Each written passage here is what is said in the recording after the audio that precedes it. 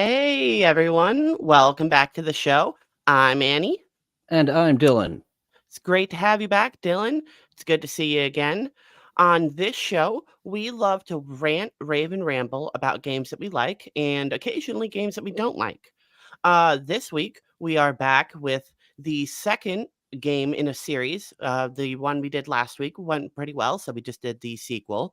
But before we get into it, gotta ask, what is this game? This game is one of my favorites of all time, Arkham City.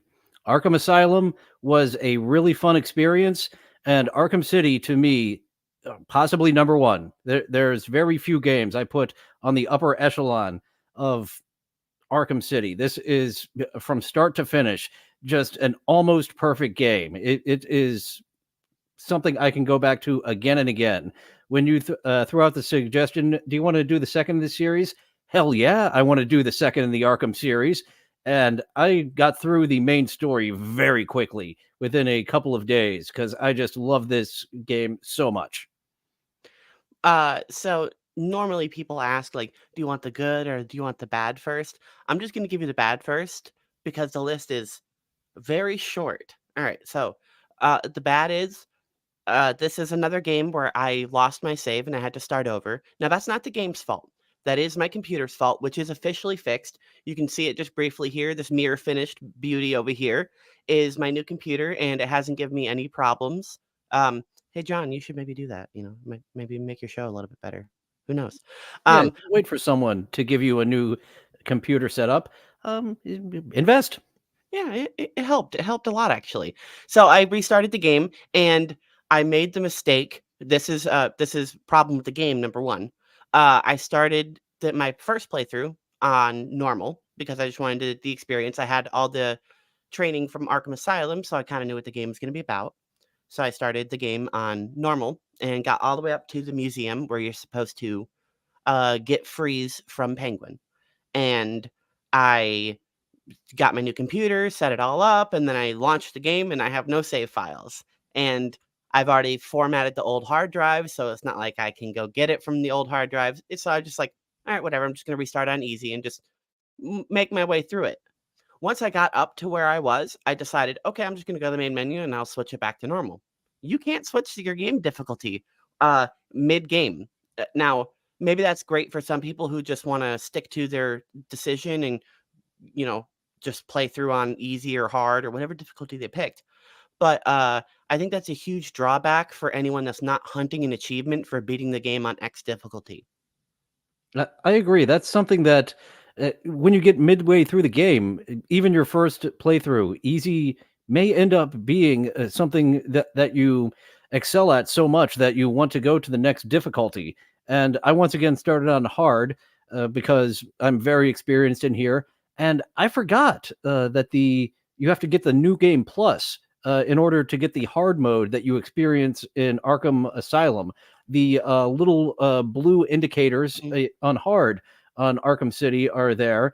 So that's Oh, actually okay. something I have to say. Arkham Asylum did better. Is their hard mode? I wanted to Which is come hard. in Yeah. and not have the indicators as I did with Asylum, but that doesn't kick in until New Game Plus, which when you get into New Game Plus, you can play the main game in the other skins. There's multiple Batman skins in this one, and You can the also first do play. that if you use a cheat code. Like a Nice. good old, just old-fashioned cheat code. If you're on the main menu, you just hit left, left, down, down, left, left, right, up, up, down, and then you can, even if you're not on second playthrough, and if even if you're on easy, you can pick the skins. So after I beat the game, I got to play around with some of the skins, which is a nice part. But let me finish on the bad parts. I did not like a single part of the game where you had to play as Catwoman, which is a big part of the side story of the game is playing as Catwoman. And in the free roam section, the entire city is like secondarily designed to be traversable by Catwoman in a different way, which I think is cool. But I just didn't like the fact that my Batman experience was just suddenly ended and I was playing as a different character. And even though the character segments were good, I just didn't want it to be in the game that I was currently playing. And I think that's something that came with the Game of the Year edition, and now it's just standard.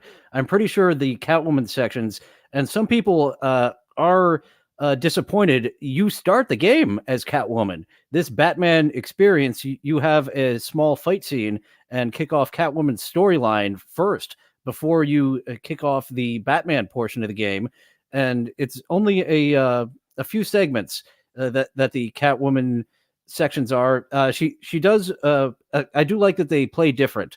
There's also Harley Quinn's Revenge DLC, the post game that you can get into where you play as Robin. Of all the playable characters, Robin is the one I enjoy playing as the least. Nightwing, you can play in the challenge mode. I have a lot of fun with Nightwing, and your Catwoman is my Robin. I'm not a big fan of playing as Robin. I don't find his moveset as fun as all the other ones. And Catwoman actually has less gadgets. Everyone has the same amount of gadgets. Batman does have, when you upgrade and get the special combo move to break someone's weapon, he is the only one that can do that. He has got a combo, that an extra combo that no one else has. Yeah, I think, that's a really neat thing, the combos, especially being able to disarm people. And I think it makes sense for Batman to do it because he's big and strong, and, yeah, I mean, so is Robin, but Batman's known for being like, "Ah, fuck your guns," so it Yeah, kinda fits Robin in and for him. Nightwing, they have alternatives for the other combos, and an alternative for all the other gadgets except for well, the quick time gadgets. You get more gadgets as you go throughout the game. Mr. Freeze is one of those. It turns out to be pivotal towards the end. So like the gadgets that aren't quick time events during combat, we have Nightwing and Robin that have the same amount. Catwoman, she's missing a couple. Yeah. But before we just like get all the way into it, the last and final thing that I did not like was very simple. It's just the game is a little bit older, and if you're running and trying to parkour on things, sometimes your character does not path correctly, and they grab the wrong ledge, or you climb up something and start facing the wrong way, or accidentally fall off a ledge because you're holding the crouch button. Just simple things because of the age of the game.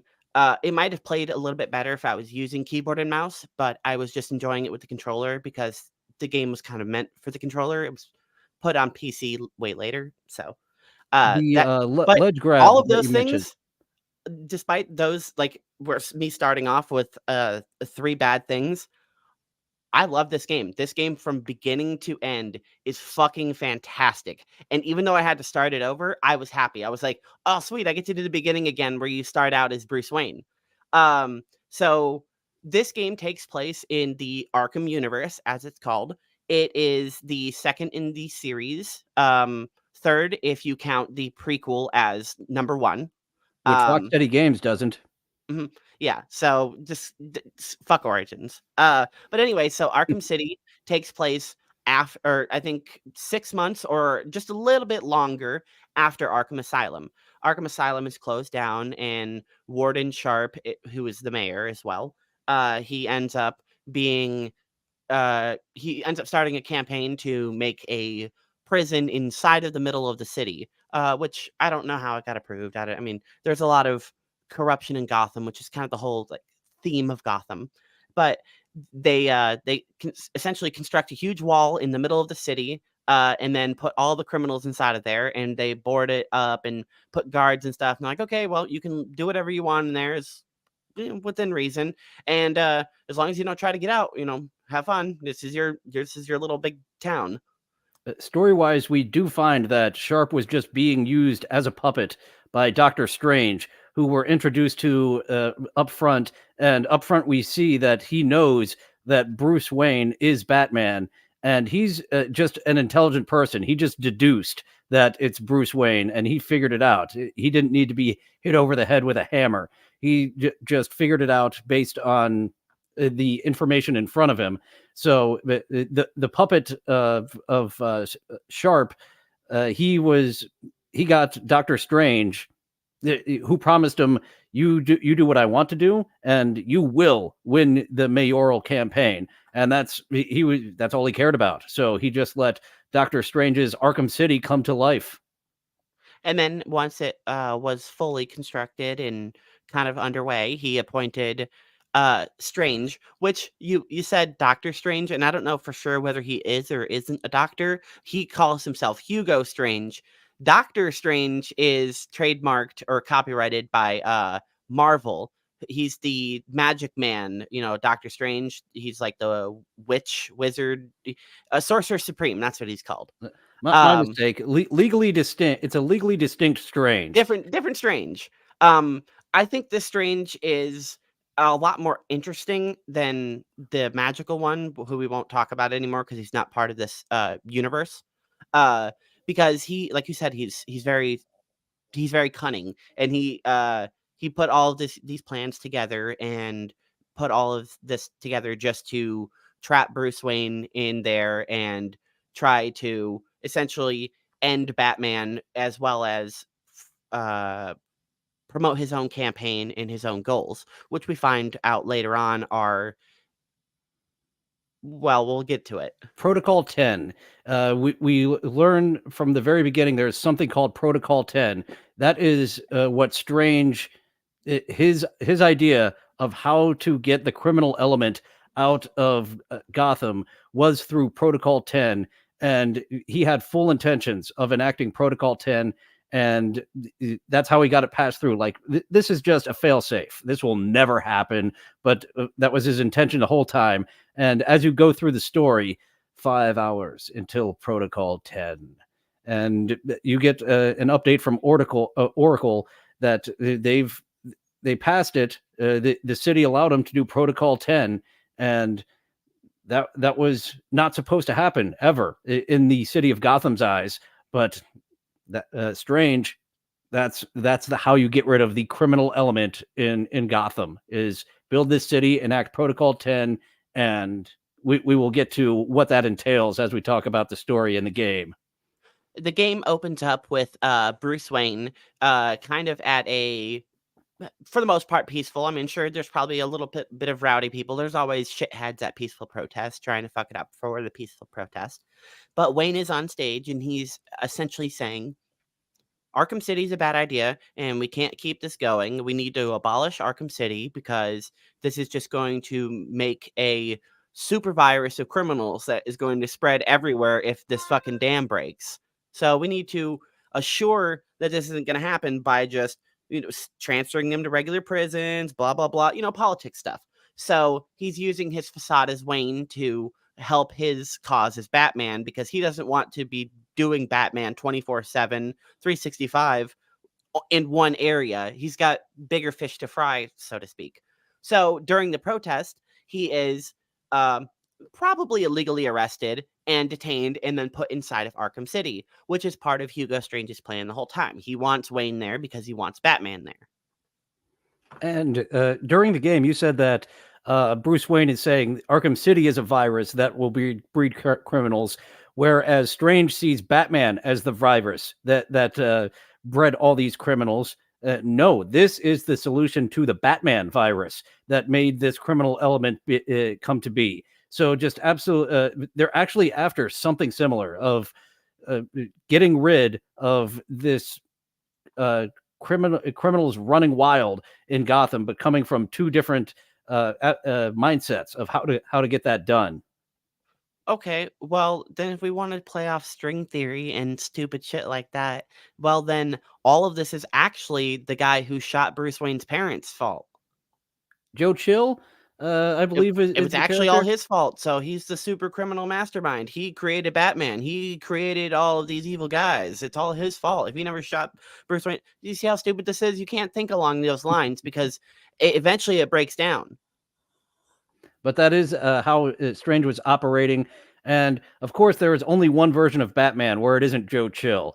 The 1989 Batman, it was Joker who was Joe Chill and killed the parents. But yes, this random thug, Joe Chill, this is all his fault. for creating Batman, for creating the Joker and Black Mask, and so on and so forth. So it cuts forward just a little bit, and we see that we have Bruce Wayne being detained here. Oh man, I gotta figure out which camera's right. This one, cool. He's taken into custody. He's in an interrogation room, and I didn't pull this part of the clip, but he shakes himself free of his chair, and a guard comes in because he hears the commotion, and Wayne, using his Batman skills, quickly grabs the guard's wrist, twists it, grabs his walkie-talkie, and takes a chip out of it. So whenever he gets the opportunity, he can take the information off of this chip and, presumably use it for his benefit. So as soon as you deal with that guy, another guard comes in here to take you because I guess it's your time to be screened. Um, I pulled this clip because I think it's really interesting that there's a lot of Easter eggs in this game, as well as Arkham City or Arkham Asylum. If you just look, as soon as you walk out of the first playable area, you can see Black Mask is over here. Black Mask, for anyone that doesn't know, is like a gangster, a super gangster. He has like a bunch of crimes going on. He deals drugs and he kidnaps people. He's like Kingpin, but he's this version of Kingpin. And this is all we see of Black Mask in the main campaign. In the challenge mode, we do have a little train sequence in which you can beat up Black Mask, but that's all we get of Black Mask.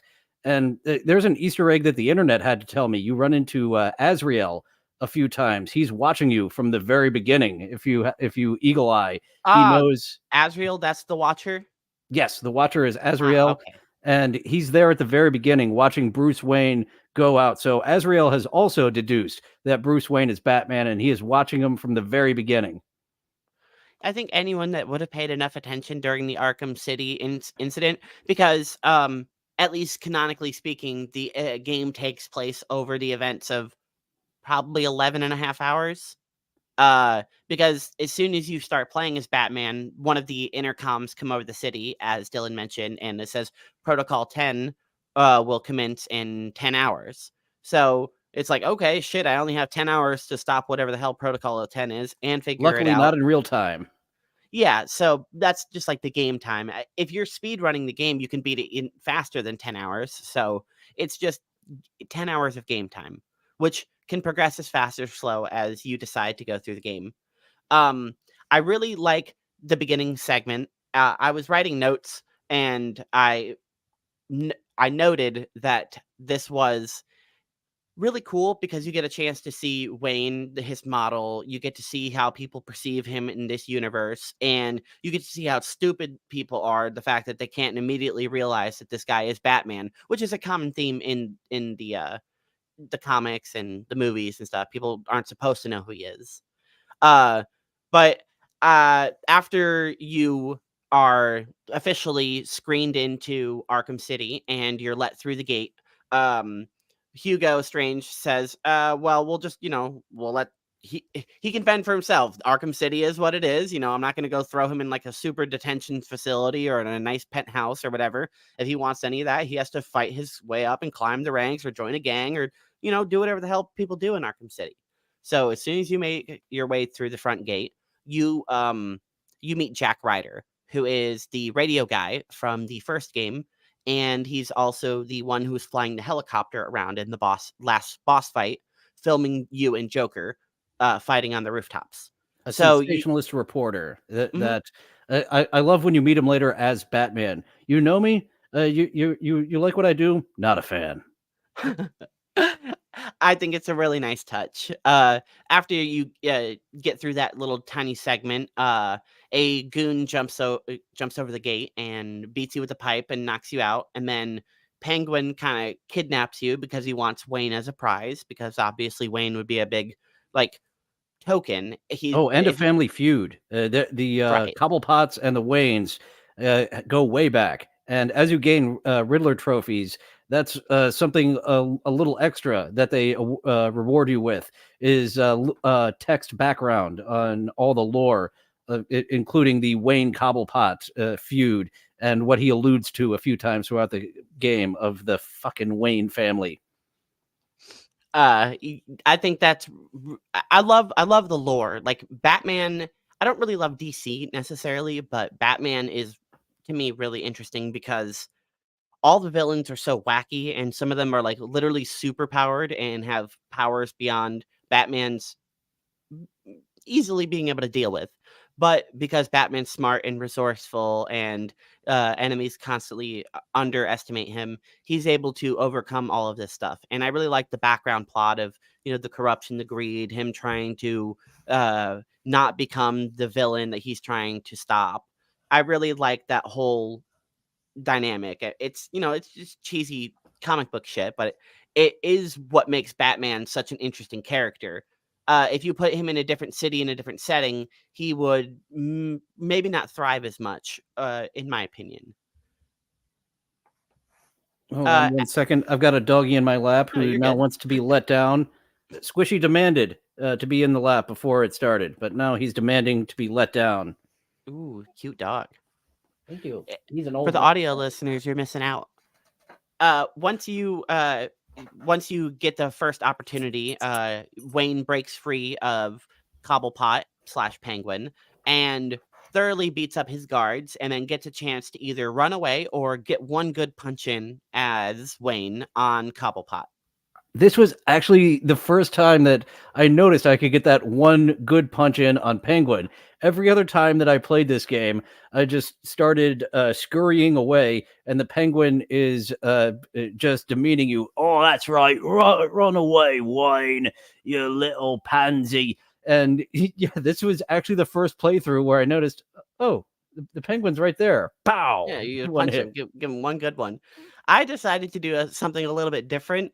The movement in the game is very fluid or whatever, but at the beginning of the game when you are just Wayne, you don't have a lot of your equipment, so the controls function just a little bit differently, which I figured out instantly, and I was able to kind of just do whatever this is.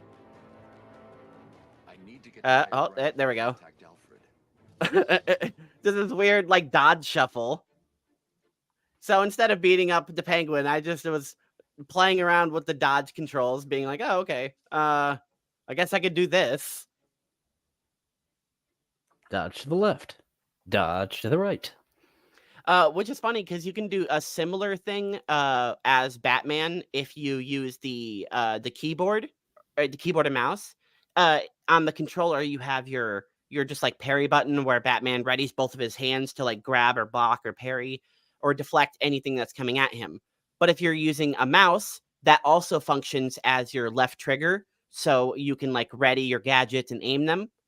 If you just spam that though, you can kind of do a sort of move with just your dodges and just constantly spam them and kind of just derp walk with your dodges, left, right, left, right, left, right. It kind of breaks your immersion if you're trying to, be really into the game, but I like to just play around with the movement. Like in those scenes where you're talking to Oracle, I like to just rotate the camera so Batman starts to like moonwalk backwards. Yeah, the update to the controls. In the first game, you didn't have like if you used one of your gadgets, it basically ended your combos. Where Mhm. now you've got the batarang, you've got the bat claw to pull them in. A little later, you get this electrified gun. The explosive gel is back. It's not. You can now use that really quick. Drop it, and you've got a little landmine that the enemies will hit. And later, the Mr. Freeze, you're able to get a freeze technology, which is takes the place of the double tap of one of the buttons instead of the bat claw being the double tap from Arkham Asylum. That was the one big control difference I noticed in this one. I loved, yeah, you bring it up.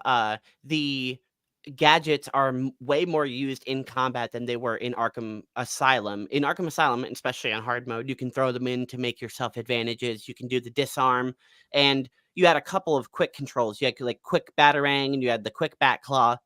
In Arkham Asylum or in Arkham City, they bump all of that up. Like I said, I was playing on a controller, so I assume it was very similar for Switch. Um, if you hold your aim button, your left trigger, your ready gadget button, and then press any of the face buttons, you will do a different quick gadget. So you have your quick explosive gel, you have your quick bat claw, you have your quick shotgun, and then once you get it, you have your double tap trigger for your quick freeze grenade. So you have just no matter what gadget you have currently equipped, I usually have the cryptographer sequencer thingy because there's no quick controls to use that, and you have to ready it, aim it, and do a whole little mini game for it. So I usually have that ready because in any combat situation, I can just do a little button combination and press almost any of my gadgets on the fly, which I think is really good because a lot of the puzzles can be solved with that too. Like Riddler trophies on the wall, you can just use the quick bat claw. You don't have to pull it out, aim it, and then shoot it at the wall. Or if there's a one of the battery generators, you can just use the quick shotgun. And as long as it's not because the shotgun has two features, it has electric positive and electric negative. So if you need the negative draw, you have to actually pull out the gun and shoot it. But if you just need positive draw, which is like opening doors and secret areas, you just quick shoot it. So I think that is a fantastic quality of life upgrade. And it also shows that Batman is getting way better at his job because he's able to just pull them out on the fly in the middle of punching people and not break his combat flow. I enjoy the variety in the combat. Anytime I'm in it, I'm trying to get as many different ways to hit the enemy as possible. So when I get to, when I'm able to get to all of them, to me, the explosive gel is the one I seem to miss out on the most because that takes two. One quick time to plant it and then another quick time to explode it. So usually when trying to get every single thing and I miss one, I'm missing the explosive gel of all the different ways to hit your enemy. This is a good example of just being able to use them in quick succession. There's a brief section near the end of the game where you're in a quick scuffle with Joker, and instead of just ending the fight quickly, I decided to toy with him because, I know he's weak and fragile and doesn't really stand a chance. So I'm just spamming gadgets at him, pulling him into me, dropping explosive gel at him, walking over and throwing freeze bombs at him, teabagging him. I'm just like giving him bad manners and then watching him get hit by one of his little carts. Just completely disrespecting the Joker. I'm like, fuck you, piece of shit. When I get to people like the Joker, Catwoman's final battle with Two-Face's another one, I would do the stun, which is another thing that's fun. When you stun them and then you're just able to hit them very fast over and over again. I kept trying to do that in Arkham Asylum, but that wasn't there yet. That stun followed by punch, punch, punch, punch, punch, punch, punch, knockout. Right, because they introduce armored enemies at some point who can, for the most part, block off most attacks. Like if you're just basic punching them, unless it's one of your finisher attacks or you're parrying them, for the most part, you can't do any damage to them unless you stun them or set it up with the gadget combo. So you are introduced to the like stun bash, where you just swing your cape at them one time and they're like, stunned. And then, as Dillon said, you just punch them 10, 15, 20, as many times as you can spam the button before they die or you get hit by another enemy. And it makes for a really nice thing because it can build up your combo really quickly as long as you can get out of it and then hit another enemy to continue the combo. I think the combo flows so well. Go ahead, Dylan. I do love countering an enemy when I'm in the middle of that armored enemy who takes a shitload of punches to get to, and just a quick counter, and then just right back to, okay, now I'm still punching you. It's a fun little, excuse me one moment, punch, and I'm back. Punch, punch, punch, punch, punch, punch. Once you get several upgrades into your skill tree, which, do you have any images or clips of the skill tree in this game? I didn't pull them for some reason. Yeah, that's one I forgot to get. I got a still image last time. I forgot to capture a skill tree, which is, as we mentioned last time, it was more like a skill line, and this one is a skill tree. You sort of. It's a skill line, but it's in a grid, so it's similar progression. So you have your same combo progression as in Arkham Asylum. You have your critical strike upgrade, and then you have the one where instead of getting combos at 12, you get them at 8. And then you have the one where after 12, you just do more damage and you move a little bit faster. And then there's a couple other upgrades that are added, but those are all in the same line. Instead of being in literal line, though, they're in a nice little grid with a bunch of boxes, and you can see little icons and previews of what they do, and even get tutorial hints on how to use them in game if you are given the prompt. Something I had to get the hang of one upgrade was the blade parry takedown. They introduced blade enemies in this game, which are just weapon enemies, but you can't just regular block them because obviously they have a knife and they're going to hurt you. So you can hold down the block button and move away from them, and Batman will dodge them. Once you get the upgrade for it, instead of holding the button, if you hold and then release it as they swing and then hold, release, after they last swing, you'll do an instant takedown of them so you don't have to worry about that enemy anymore. Unless they're like a end game level enemy where you can still do that takedown, but then they'll be on the ground ready for like an actual finisher because they have so much health that they can live through at least one beating. Those bladed enemies were I had the same issue of having a hell of a time to get the timing correct on doing the 3 dodges and not getting hit by one of them.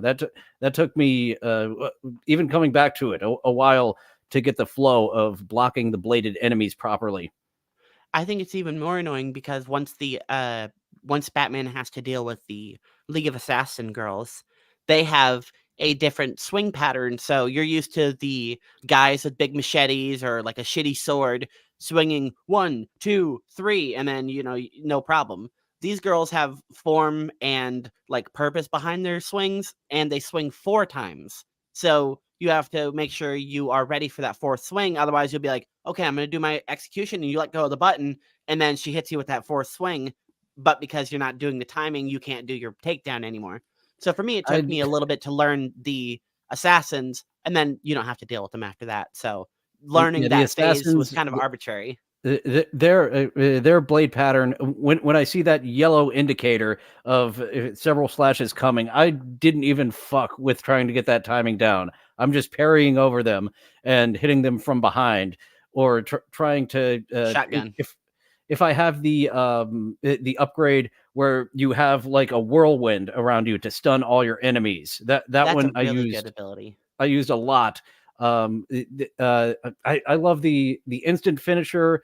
We mentioned the weapon break, the whirlwind, and the other one. If you have enemies downed, multiple batarangs immediately take them down. The fight That's that so you do useful because with Bane, there's not really a cap on how many enemies you can take down with that ground finisher. So if there's like 10 enemies on the ground for whatever reason, like they got hit by a Titan or an environment came over and knocked him down, if you time that finisher, you can just kill so many people at once, which is really useful in fights wherever. I have this pulled up here. This is one of the early fights, but in this game, they ramp up how many enemies they fight at you and how many enemies can attack you at once. You mentioned briefly in our Arkham Asylum episode that typically only one enemy attacks you at once, maybe one enemy, and then as soon as that enemy is done attacking, another one will come at you and it'll feel like 2 attacks, but they only really attack 2. In Arkham City, they will do 3, even 4 enemies at a time. So you either have to be ready with your block button, or you have to dodge. Or what I like to do is just space out my attacks enough and pace it so even if somebody's coming at me with an attack, I'm going towards an enemy that's not attacking me, and I can just constantly keep my combo flow up. And I did that it's so very nice to often as do this well. because you just kind of zip around the room, and once you get that 12 combo, you get this like blurry like rage effect.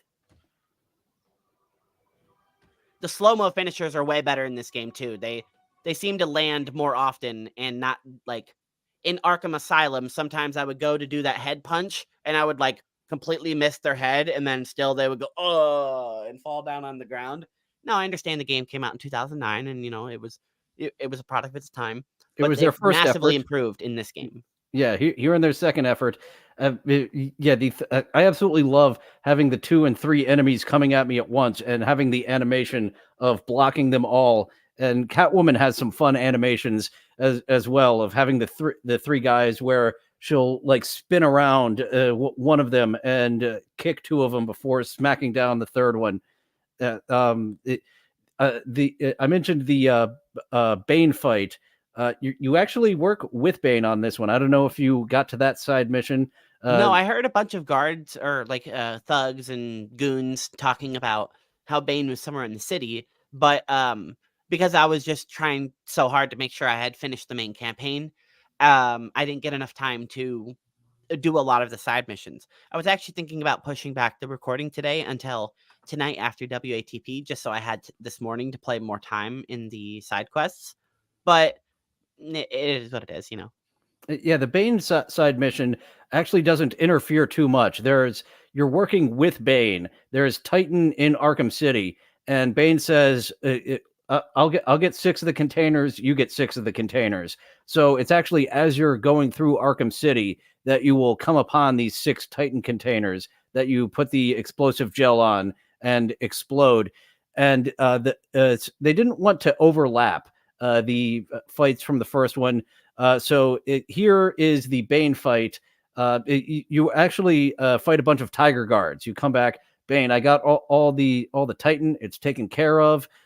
Good. I took care of mine. And then it's a bunch of Tiger Guards. You're actually fighting with Bane. That he's hulking his way through the guards, and you're hitting them. And then Bane turns on you. He wants that Titan for himself.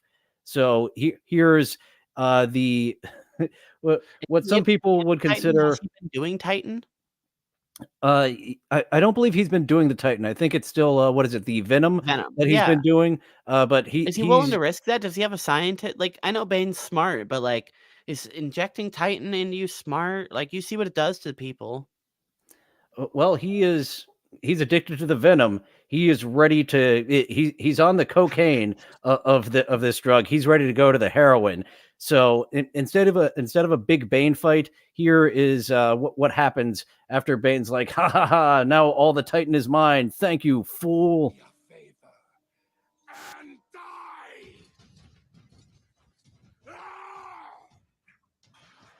No! I knew I couldn't trust you, Bane, so I used you instead. What? Wow. Simple. Yeah, the big fight is with Bane, and I guess they were like, "Well, you already fought Bane in the first game. Let's just So for the audio listeners, Bane charges at you just like he would with his, fight, and then instead he just runs right into a cell and turns around, and Batman throws a batarang and closes the cell.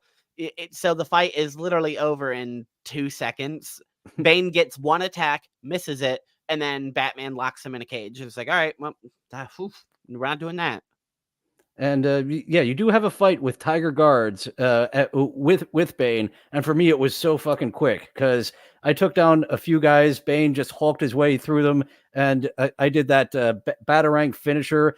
And yeah, as you said, like 10 or a dozen guys just immediately. I was like, "Oh, holy shit! There is no limit on this batarang finisher while they're down."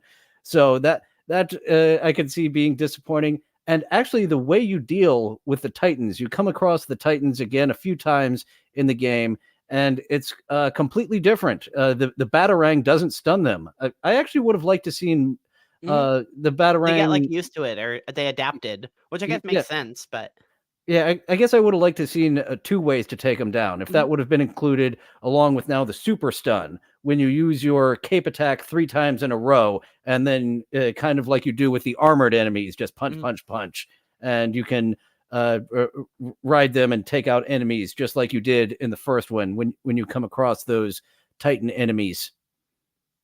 I liked fighting the Titans because they didn't overuse them. They put them in occasionally, and when they did, it was usually only one at a time. I don't think they might have done it in side missions, but in the story, they never threw 2 or 3 of them at you at a time, so it was really easy to deal with them. And you also have the clip I had alternative. with Joker. There was one of them in there, but for the most part, I just kind of cleared the room and let him get hit by the cart.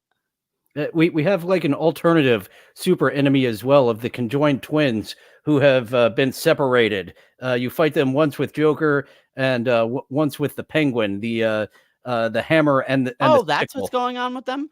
Yeah, they were conjoined twins who have been separated, and you have one with the big hammer weapon and the other with the big sickle weapon that are coming after you, that are a super enemy. once you get down how to avoid their attack, though, they're just really easy to. You just shoot them with a shotgun, and then they Oh, do the you've been little shooting spin. them? Yeah, you Uh, shoot them with the shotgun, and then they do it like a little twirly thing, and then they'll spin the hammer or the blade, and then they'll chop people around it. And then they'll briefly be stunned, so you can just go do the rapid punch on them.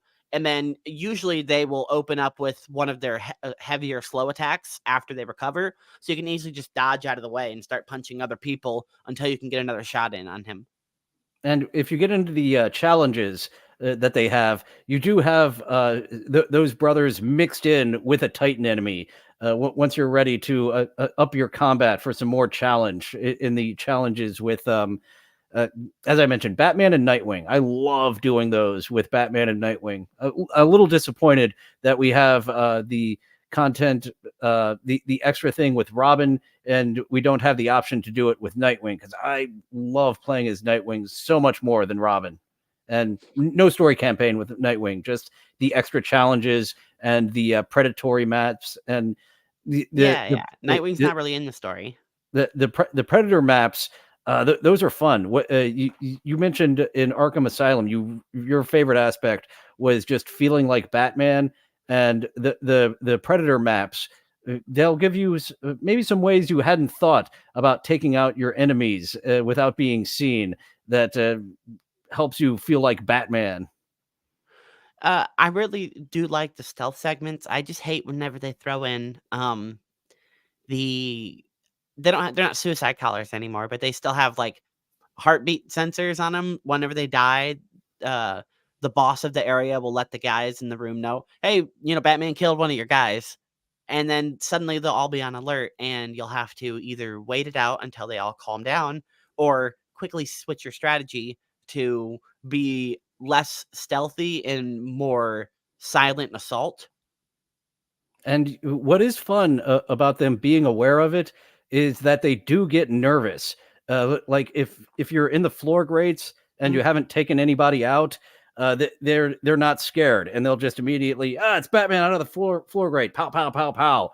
But if he knows, like they're the only one or only two left, and you surprise them coming out of the floor grate, Batman, and you've got a free shot on him with whatever weapon or punch you'd like. We have touched on a lot of things, but we've been kind of all over about the story. So to pick up where we were talking about it, Batman or Wayne climbs up, gets his bat gear, and as soon as he's suited up and ready to go, he figures out, okay, I need intel. I need to figure out what I'm doing and who's running things. So I need an ally on the inside. Selena Kyle, aka Catwoman, is on the prowl nearby and gets captured by Two-Face, and From she's in the the opening court. segment, yeah, she's doing some cat burglaring. You take out her guys, and Two-Face, he captures her, and luckily he flips her the coin, and she doesn't get instant death. She gets a trial before she gets sentenced to death, anyways. Yeah, so Batman makes it into the court just in time to save her, and uh Arkham Asylum, they did a thing where Batman's bat suit would progressively become more and more damaged throughout the night, and Arkham City does that even better. It's harder to figure out which wound comes from what because of how rapidly his suit gets fucked up. But I really like that the first one is right there at the end of the fight. Two Face takes his gun that he's been hiding in the booth with and essentially aimbots you. Even if you're in the middle of a dodge roll, he will shoot you, but because Batman has typically bulletproof gear, it hits him right in his bat nipple and just leaves a scar here, which is the first like damage to his bat suit. And it took me a little bit after that scene to be like, where did I get that? Where did I get that wound? Where did I get that wound? Oh right, yeah, Two Face shot me. I forgot about that. So you Right off the free, bat, I got shot. yeah. So you free Catwoman, and Catwoman tells you, essentially, I don't really know what's going on. So she's not very helpful. And yeah, from there, Joker has a sniper, actually a remote control sniper, trying to take out Catwoman. And then you kick off the story using your detective mode.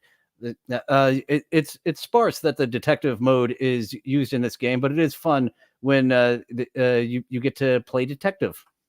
Yeah, I really like that. They're a little bit linear in the detective sections. You don't really have to look for anything.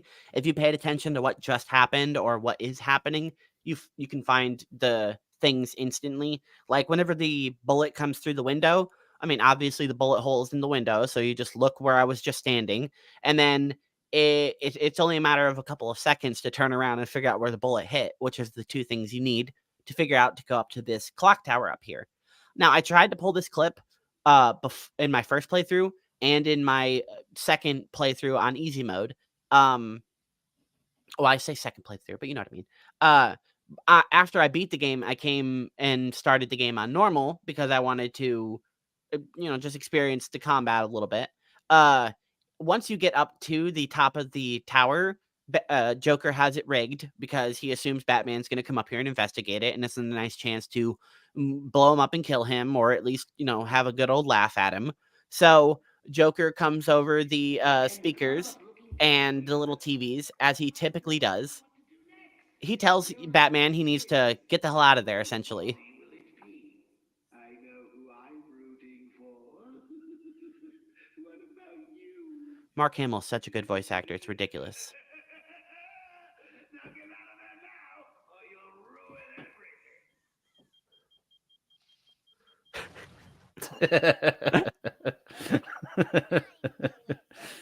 Just sticking around until it explodes around you. Yeah, because if you stand there at the beginning, what you're supposed to do is as soon as the countdown starts, you're supposed to jump out the window, and you'll get like a tiny cinematic of Batman gliding to a nearby building, and then it exploding. But Joker doesn't actually want to kill Batman, because he likes the game. So the countdown goes from, I think, 5 or 3 to 0, and then it like beeps like it's gonna explode, and then it doesn't explode, and then that that monologue comes over where Joker's saying, "I know you're just gonna jump out the window and come and find me, so come on, just let's do it. You're gonna ruin all the fun if you just stand here." So I just That would ruined all the ruin his fun instead. night. Yeah, if Get killed. Batman doesn't just dies in the explosion. I'm sure Joker would like that, but it would also be like, imagine 10 years later when they're like, "Oh, so tell me about the story about how you beat the Bat again." Well, he He fell for a didn't. trap and he didn't jump out. There was 4 windows he could have jumped out. He had time to disarm all of the bombs. He had all of his tech with him. It's not like I EMP'd him. He wasn't gassed. He just stood there and let me kill him. And there are in the side missions there are a little more detective work. You go after Deadshot in the game, and sometimes I'm able to beat the Deadshot side missions before. This time, I guess you have to fly or walk in a certain area for another Deadshot victim to be shot. And Batman talked to Oracle, another Deadshot victim. I heard his sniper. And Hush is there as well. There's a few Hush enemies that Hush victims rather, and you've got to just kind of stumble onto them. They let you know where the first one is, and still, even after I've finished the campaign and I'm just collecting Riddler trophies, I can't find where the fuck the other Hush victims are. I haven't stumbled upon them. That was actually the very last thing in my first playthrough that I experienced was the culmination to the Hush side mission, because you've just got to kind of find his victims, and it's actually a fun little payoff.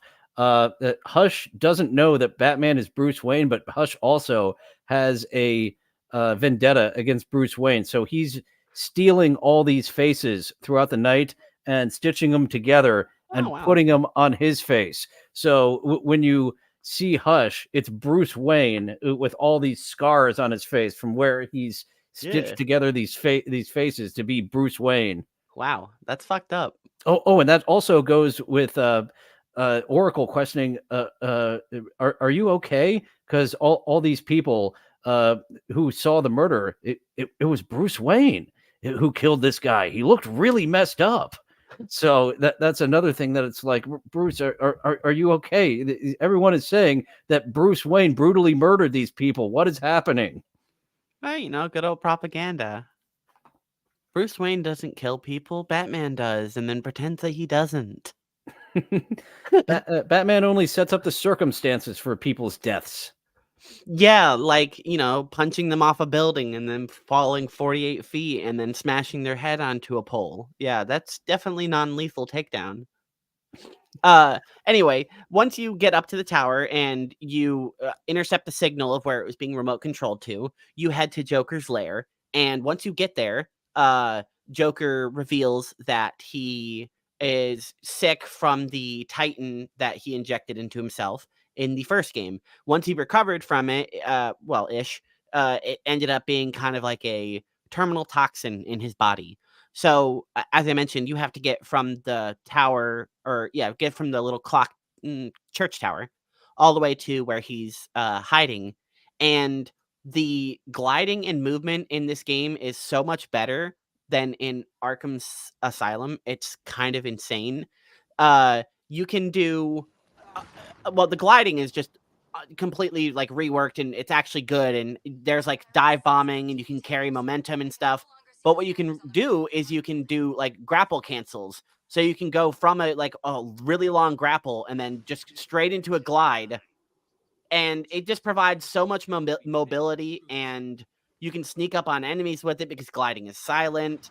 Just, I think it's fantastic. Just the movement in this game has just completely reworked itself. It feels like Arkham Asylum, but everything is up to 10. They have physical challenges this time with the Joker trophies, and one of them is to glide a certain distance, and you get a gadget upgrade of a boost where if you grapple, you can double tap, and you will just shoot off. Ooh, And that's cool. yeah, that upgrade, like the second one, glide for 150 or 300 meters, whatever it is. Like, I just naturally hit it because I was just having fun gliding around the city. And it's just fun to glide around Arkham. Yeah, you can see here in the clip that Batman's using a dive bomb to get a lot of speed and then slightly pulling up on his glide because Batman can't fly, but his glider cape is second to none. And This you thing gain is height. essentially a next level flight suit that you can just fly almost perpetually with. You get shoot, where was I going?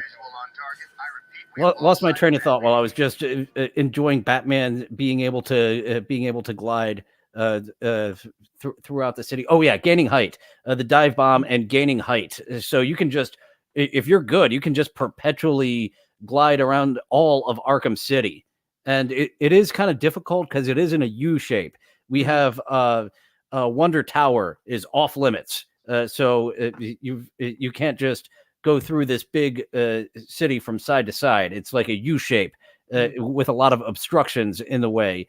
And Penguin and Joker are really having at it.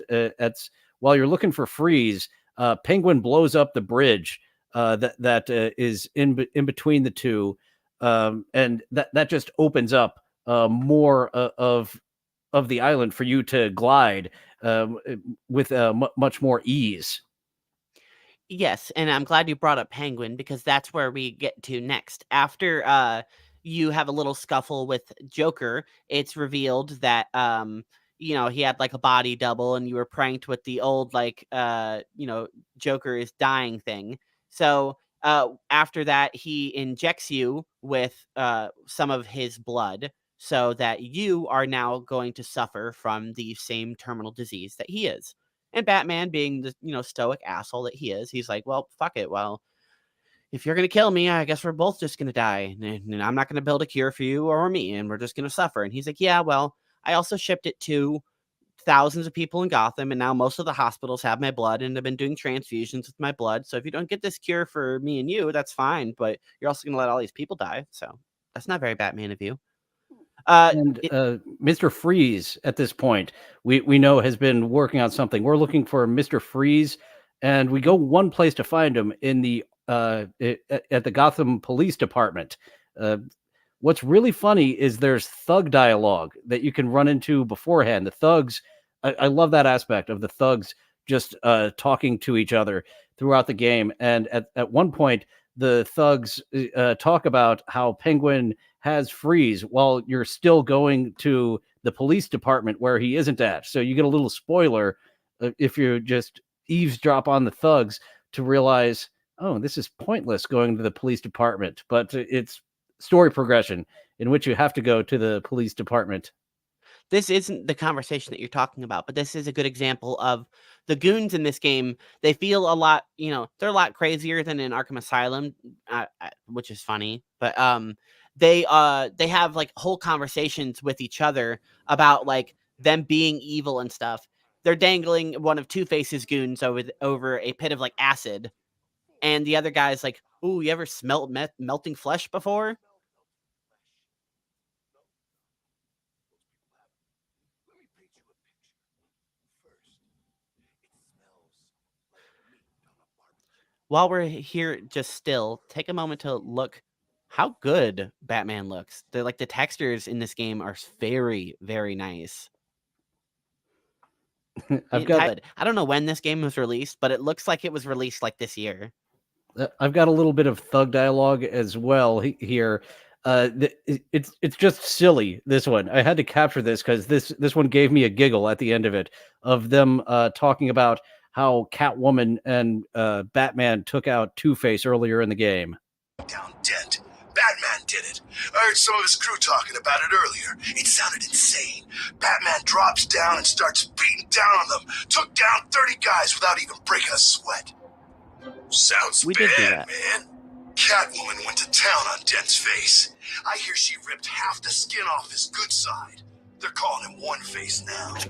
No way. Hey, it's what I heard. I guess One face. That gave me a laugh. That he is Two-Face is now One Face because both sides are fucked up now. Damn, that's really gonna mess with his look. One of the goons in a different area mentioned that he was, just being a little bit nosy and paying too close of attention, and he noticed that Harvey also had claw marks on the other side. So the fact that she messed up this good side of his face, he does actually have matching claw marks on the other side. So it does kind of throw off his asymmetrical look if he has two symmetrical cat claws on his face. I have one more clip here that I have on Twitter. This is from once you go after the Penguin, Commissioner Gordon. You're going to save Mr. Freeze from the Penguin, but now you have two missions. Commissioner Gordon sent a bunch of police officers undercover into Penguin's gang, and now you have to save Mr. Freeze and about a half a dozen undercover police officers who they figured out are rats. So there's a lot of fun in saving. And I have one of the guards are very grateful that Batman saves them, is what I got here.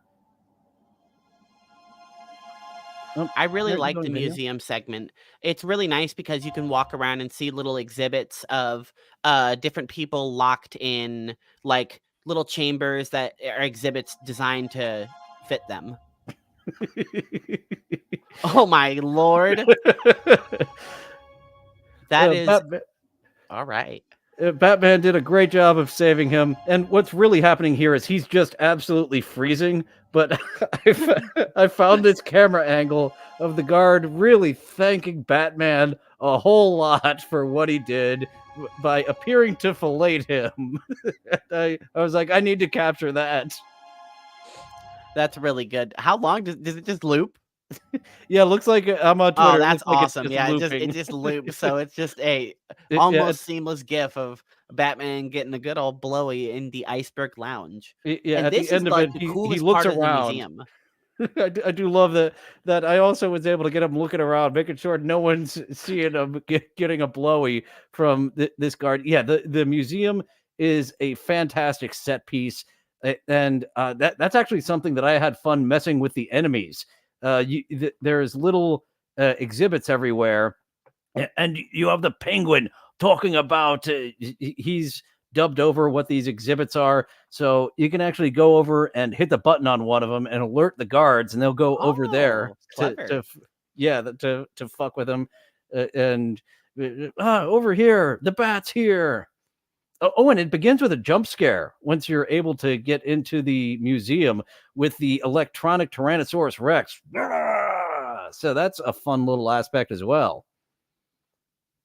I think, like I said, I think the museum is a really good early set piece.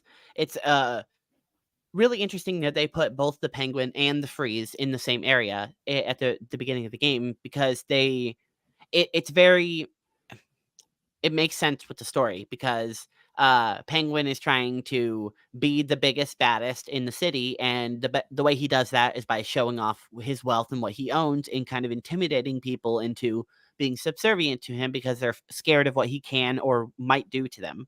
Um, and Freeze is in one exhibit that is like overly hot for him, with just enough of his cryo shit to keep him alive, but he's just in a perpetual state of just agony, just being cooked while being just okay. So Batman frees him and says, "Give me the damn cure." And he's like, "Okay, well, if you want the cure, you're gonna have to get me my suit and my stuff so we can go to my lab and we can get it." Uh, and Batman's like, "Well, fuck you. I only care about the cure." And Freeze convinces Batman to go take down Penguin for him, and then after he's revenged him, then he'll help out Batman.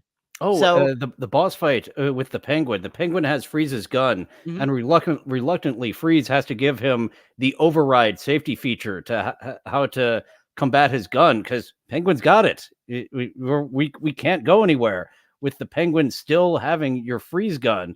So it starts out with Penguin freeze gunning you. You're able to come back and de-arm the gun, leading into the Solomon Grundy fight.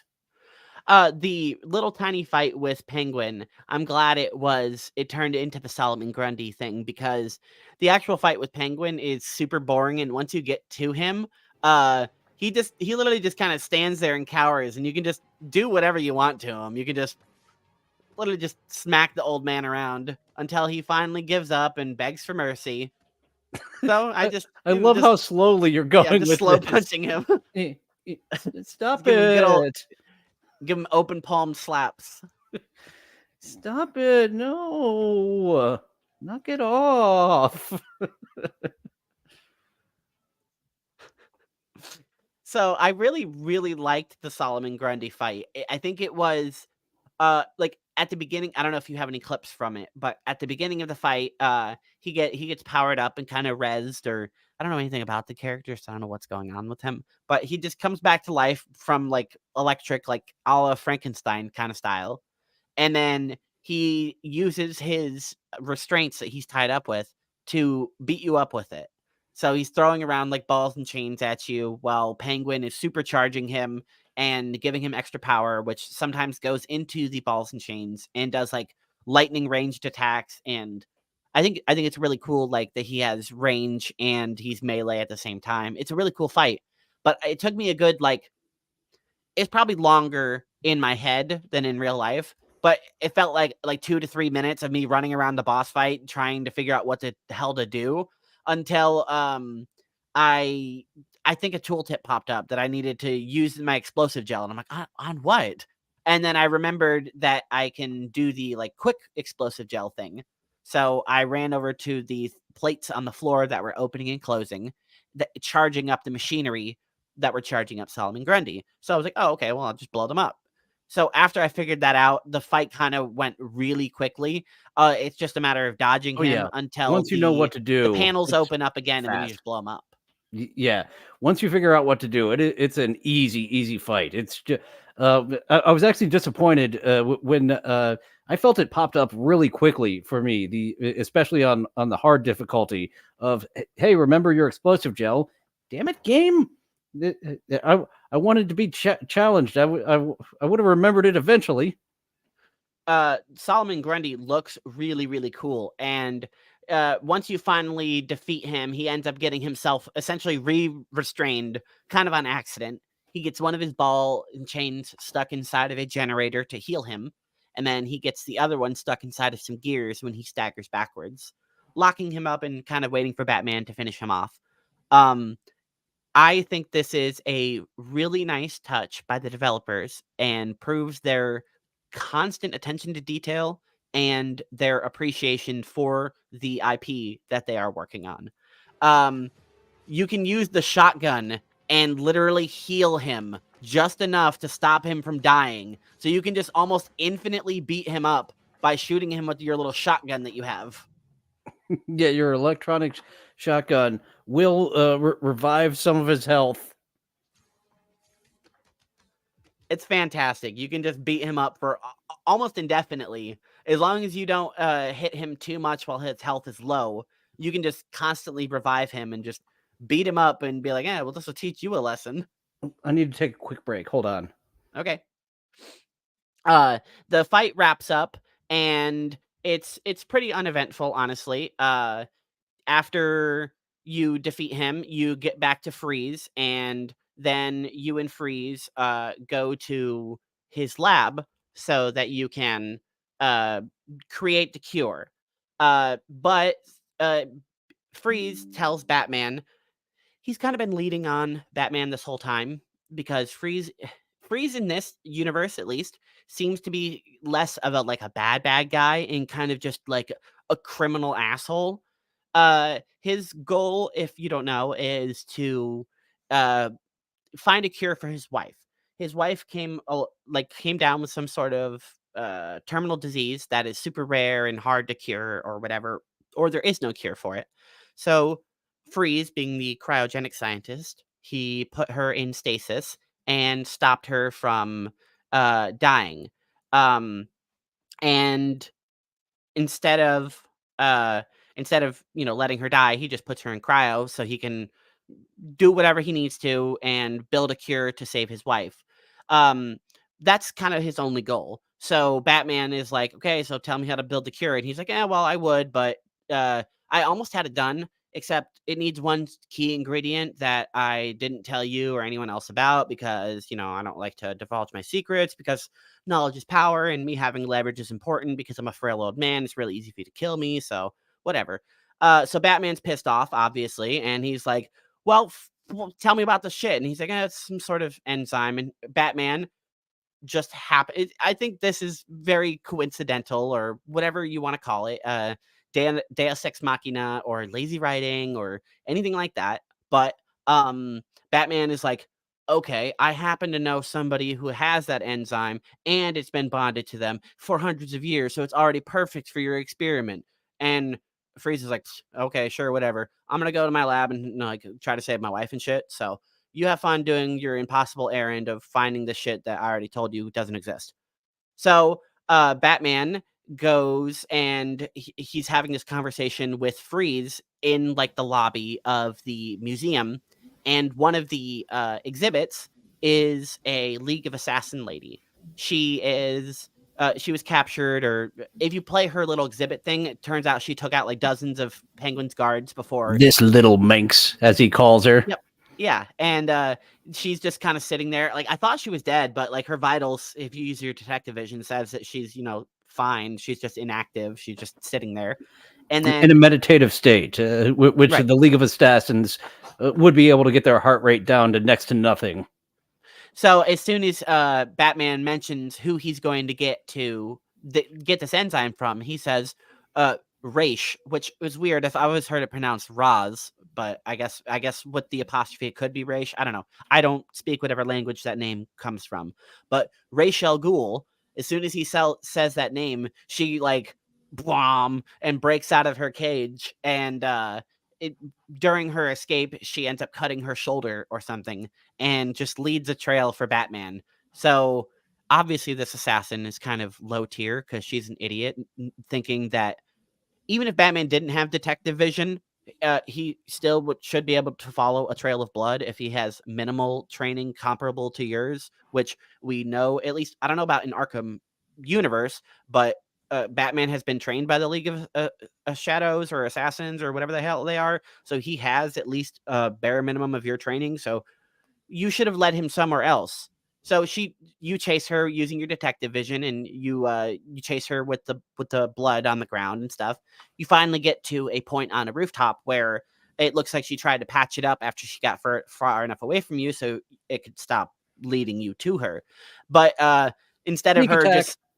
just like waiting for Batman to leave and do something else or try to figure out another clue or another angle, she just attacks him, and during the little scuffle, Batman puts a tracker on her, and then he's just able to chase her kind of not really with any difficulty at all. Well, I would say that, but it's kind of a scripted fight. Let's see. I'm gonna make sure I'm pulling up the right one. And Robin Okay, shows yeah. up at this point. He's like, all right, let's take her out, Batman. No, let her go, Robin. Here's your line launcher, Batman. Get your little gadget upgrade at that point. Oh yeah, this is where you get your line launcher, which is really nice because there's so many points up until this point where I was like, oh, if I had that stupid vertical line gun, it would be really cool. And the vertical line gun gets the simplest but most badass, just flat upgrade to the device in this game. So for anyone that doesn't know what it does, it just shoots a zip line from above you forward and backwards, and you can just ride the zip line straight towards wherever you shot it at. While you're on the zip line in Arkham City, you can aim down your gadget button and re-aim your trajectory, do a backflip off the zip line, recollapse it, shoot another zip line, and attach it mid-air, just doing backflips and re-zip lining across things. And doing it repeatedly is how you get some harder Riddler trophies, and it is just so cool once you get the hang of it. And another upgrade to it, which is not really, I didn't utilize it a lot, but while riding it, you can hit a button and jump up on top of the zip line and like crawl across it to get even more Riddler trophies and certain angles. And you can't use a lot of equipment while on the line, but you can use it to jump off of and onto other platforms and things. So the vertical line gun becomes one of the most useful tools again.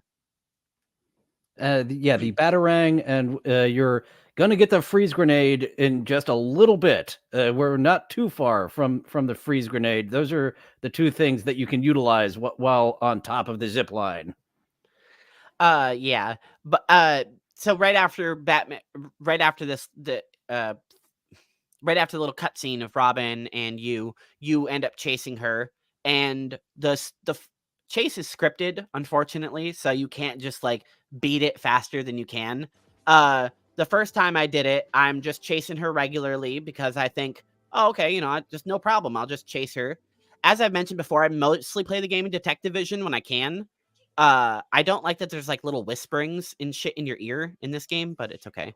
She just disappears in the middle of me chasing because I guess when I jumped off the building there and re-grappled to it to get like the little speed boost, it just I don't know.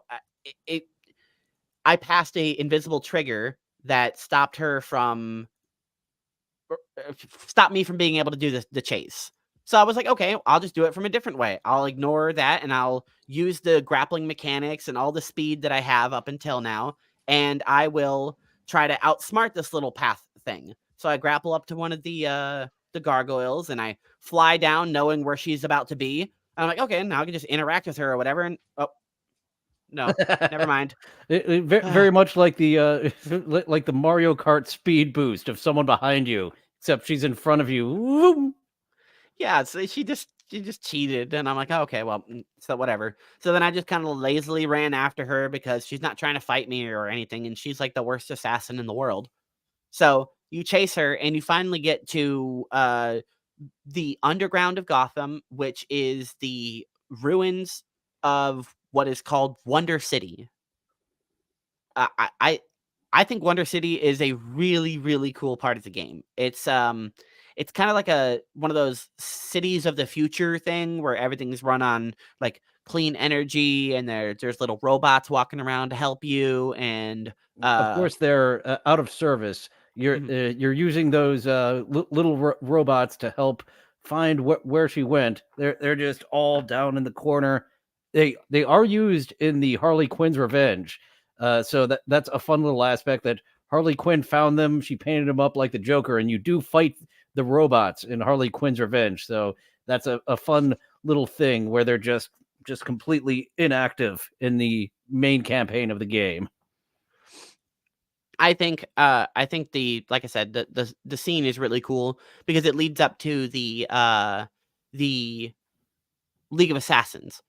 And meeting up with Ra's al Ghul and his daughter Talia, which if you're a Batman fan, you know that Batman has like a love interest with her. It's not. He has a son with her in a Yeah. lot of the Batman lore. She is the mother of Damian Wayne when there is a Damian Wayne. Once you get into the Undercity, you are kind of like the fear gas from Batman Arkham Asylum.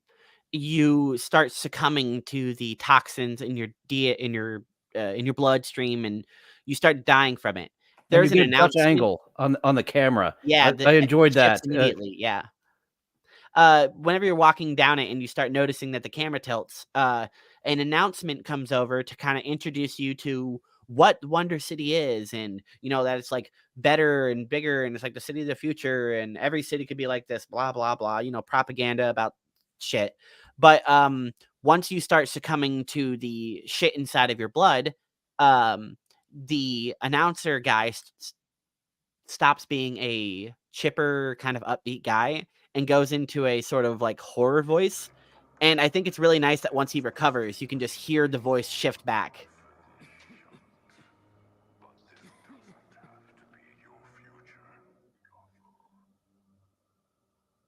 And then now Batman's like, okay, no, I'm good. I can recover.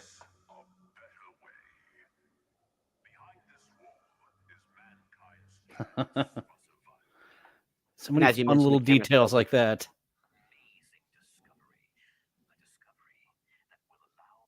And then you can hear he's kind of like back up to being up and chipper. Kind of a nicer announcement voice instead of that horror. It's got kind of like that 1950s tinge to it. The Wonder City, City of Tomorrow. Except for that part where it starts to get into Batman's delusion and he is dying. And now we're back to the City of Tomorrow. So you finally infiltrate the lair of the League of Assassins, or at least their outpost in Arkham City, because I imagine they have them all over the place. But you get in there and you meet up with Talia and you talk to her briefly, and then in a lot of the Batman stories, Batman is supposed to, like according to like some prophecy and blah blah blah crap, take over the League of Assassins or the League of Shadows. I don't remember. Is it the League of Assassins or Shadows? Assassins, right? League of Shadows is another reference. Maybe we'll fit. Yeah, the League of Shadows. I think it's something else in the comic book world. Either way, he's supposed to take over and take the place of the immortal ninja leader. And thank you, Spurk Snake. He says that it's assassins.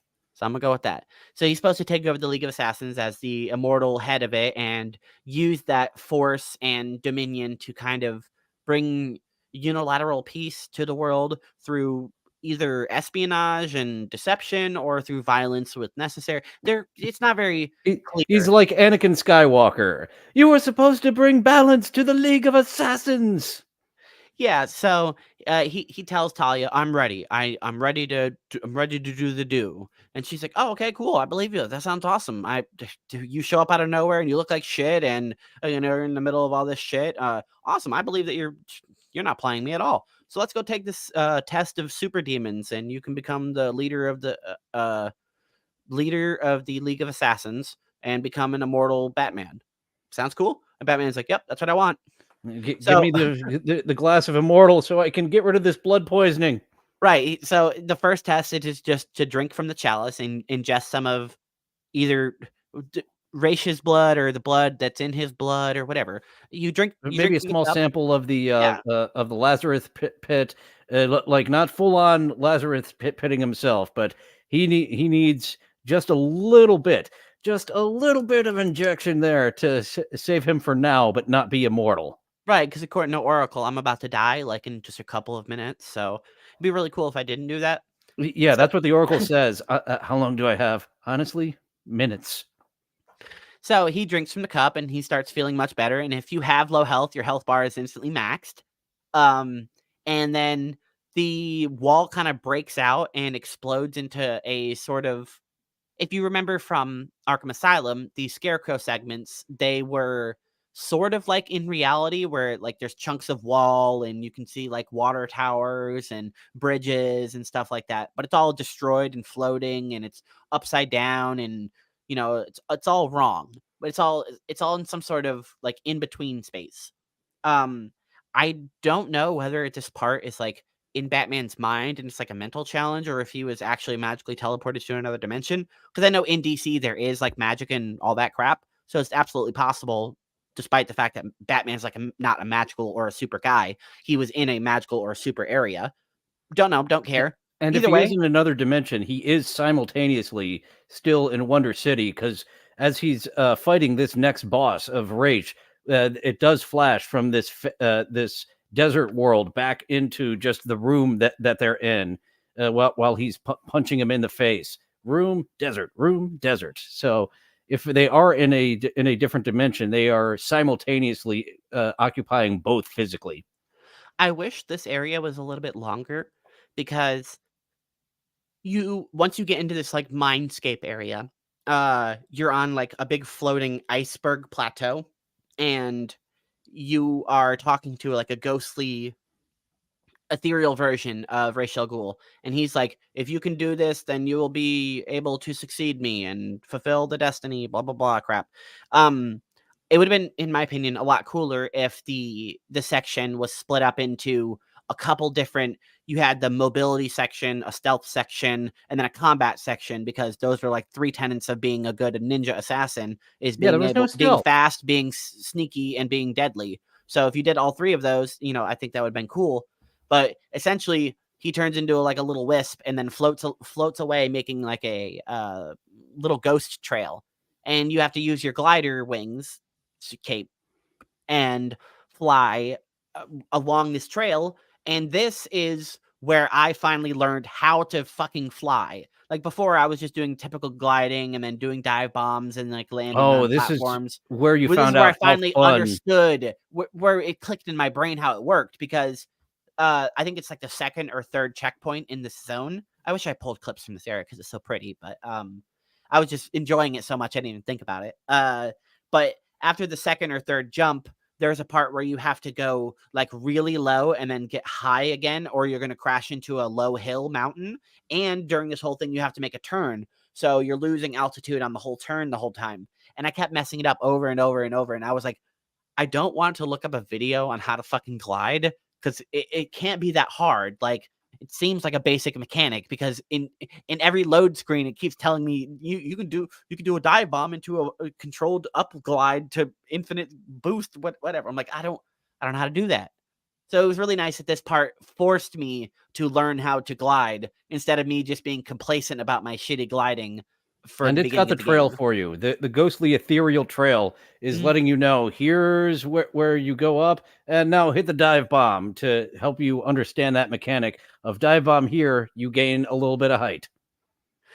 So once you finally get through all of the little gliding zones, you get to the end, and then you wake or snap back to, or whatever. You appear back in the room where you drank the chalice, and you walk out, and all the assassins are like, "Oh, sweet, you're not dead," and they like salute you, do their like little poses, and you walk up to the other door opposite end of the hallway, and Talia is like, "Oh, sweet.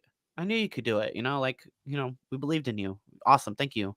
Now you can go see my dad and, do whatever you wanted to do here with him." And you go into the other room, and uh, Lazarus, not Lazarus, Ra's The al Ghul Lazarus is pit. standing in front of his Lazarus pit and in it just a little bit. And his face is like all decrepit. You can see his face, his like flesh is torn I've and used the rotting a pit little too bit. many times. You Yep. must And take it. Take the helm of the assassins. yeah, and he's like, "Well, you must be the leader. It's time. I must pass it on." And it's all seeming pretty good. And then he's like, "All right, so take the sword and kill me." And Batman's like, "Oh, man, you had to say that, didn't you?" That's like, that's like the one thing I don't do. Except If you with had a, Solomon Grundy. He did rip Solomon Grundy's heart uh, out just a little bit can ago. I just kill. He's already dead. I can't kill somebody who's dead. Okay, Dylan, that's a technicality. Don't try to get me. I'm Batman. I never kill anybody. Uh, the undead are undead, damn it. Right. Like they're already gone. Like if I killed a vampire, is that a crime? No, I don't think so. But Only in anyway, 3 countries. yeah. But anyway, If you're in Romania, you will get a murder charge for killing a vampire. only in Romania though. That's one of 3. I've got to check my sources on the current countries where you can not kill a vampire anymore. Speaking of vampire, he looked like one, and he's like, "You got to kill me, Batman, and kill me and become the head of the demon." And Batman's like, "Yeah, but you said the K word, man. I can't do that." Like if you wanted me to like slap your booty up or like commit like a political crime or like steal something, I could do all that, but I don't murder often, especially not when people tell me to. So he gets all pissed and he jumps in the Lazarus pit and he gets all supercharged. And then his tattoos are all glowing and shit. And then he decides, well, time to kill you then, I guess, since you won't take my place. I'm not walking out of here without a kill. I don't know why he decides to just kill Batman. He could just be like, all right, well, then leave. I don't know. He just, I guess because he's crazy. He has besmirched the League of Assassins. He's gone through this process and turned it down. He cannot let a besmirchment like this happen of going this far and then walking away. That's a good point. Yeah, he dishonored the process and the seriousness of it. And, he went through this trial that only one other person has ever passed. And he's like, yeah, that shit was stupid. And then he just turns down the whole order. So, yeah, Ra's al Ghul turns into a big sand version of him. And he starts sending clones of him. Do you have any clips from the fight? No, I could have done a lot better in my clip pulling for That's today. okay. I think I So got could the I. fellatio clip and I was like, I'm done. At the very end of the fight, you snap out of it and you kind of put the blade that was put to you, and you're again tempted to kill him. And you can see the toxin in your blood is affecting you. You're slightly coughing, blurry vision. You know I can't do that, Talia. Then, beloved, you will have to die. Oh, sweet. I do have one tiny bit of it. So here's for the visual people, here's a tiny bit of the mindscape zone that you go into. You can see bits of Gotham in the background. You see pipes, giant pieces of gears, light posts. But for the most part, you're just in like a rocky little tiny arena in the middle of this ruined version of Gotham. And yeah, as you said, like kind of like that's our Scarecrow-esque portion of the game where we're taken completely out of the world we're in. And with Scarecrow and Asylum, it was a little bit throughout where it's all here in one, where we've got our non-Arkham City. Yeah, Raish is pissed. He's so pissed. He's ready to kill Talia at this point after you defeat him. I had a hard time with this. I wish the fight didn't have checkpoints because Yeah. I kind of wanted the challenge of doing that Raish boss fight from start to finish, and the checkpoints. I don't know. It just kind of cheapened it to me. It felt like I barely got to the checkpoint, and I'm starting there. So I wish that's like if I was able to mod the game, I would take out the save points on that rage fight because it felt cheap to me the way I barely got to the checkpoint, and it was like, oh, I mean, it's a checkpoint, but I do like feeling challenged. I'm not Darkside Phil who just wants to win the fight. I did like that feeling of challenge, and it did feel cheap to me that I got through that fight by just barely hitting those checkpoints before dying. I actually had a really easy time with this boss fight because, again, I was on easy, so the game is kind of trivial. But I thought the boss fight was just easy mechanically. all you have to do is just get to the edge of the arena, and similar with the boss fight in Arkham Asylum against Poison Ivy, you just spam your ranged weapon until he goes down. So I just was walking casually in between his attacks and just spamming the electric gun until one of the rounds hit him and stunned him. And then That's what I was doing too. It's one of these are gonna hit him. One of these are gonna hit him. yeah, so the fight was pretty easy. Then he started sending his minions at me, which are always more of a problem. The other boss that summons minions that's coming up, I had way more trouble with that boss. But after you get done with this fight, you decide not to kill Ra's al Ghul, and you inject him with like a blood taking device. It looks like your goo gun, but it's with a different device in it. So you shoot him in the neck and get a big vial of his blood, and then you're like, "All right, well, I'm leaving." And then you do. They don't stop you. They don't try to kill you because you already beat up Ra's al Ghul, and Talia doesn't really want to kill you, so she just lets you leave. As soon as you do leave, though, she's angry, but she's letting you leave with your life and just commiserating about it. as soon as you leave, you know, you have to go back on track to get the blood to Mr. Freeze so he can bond it to his cure and make it so it's able to be used on you and all the people.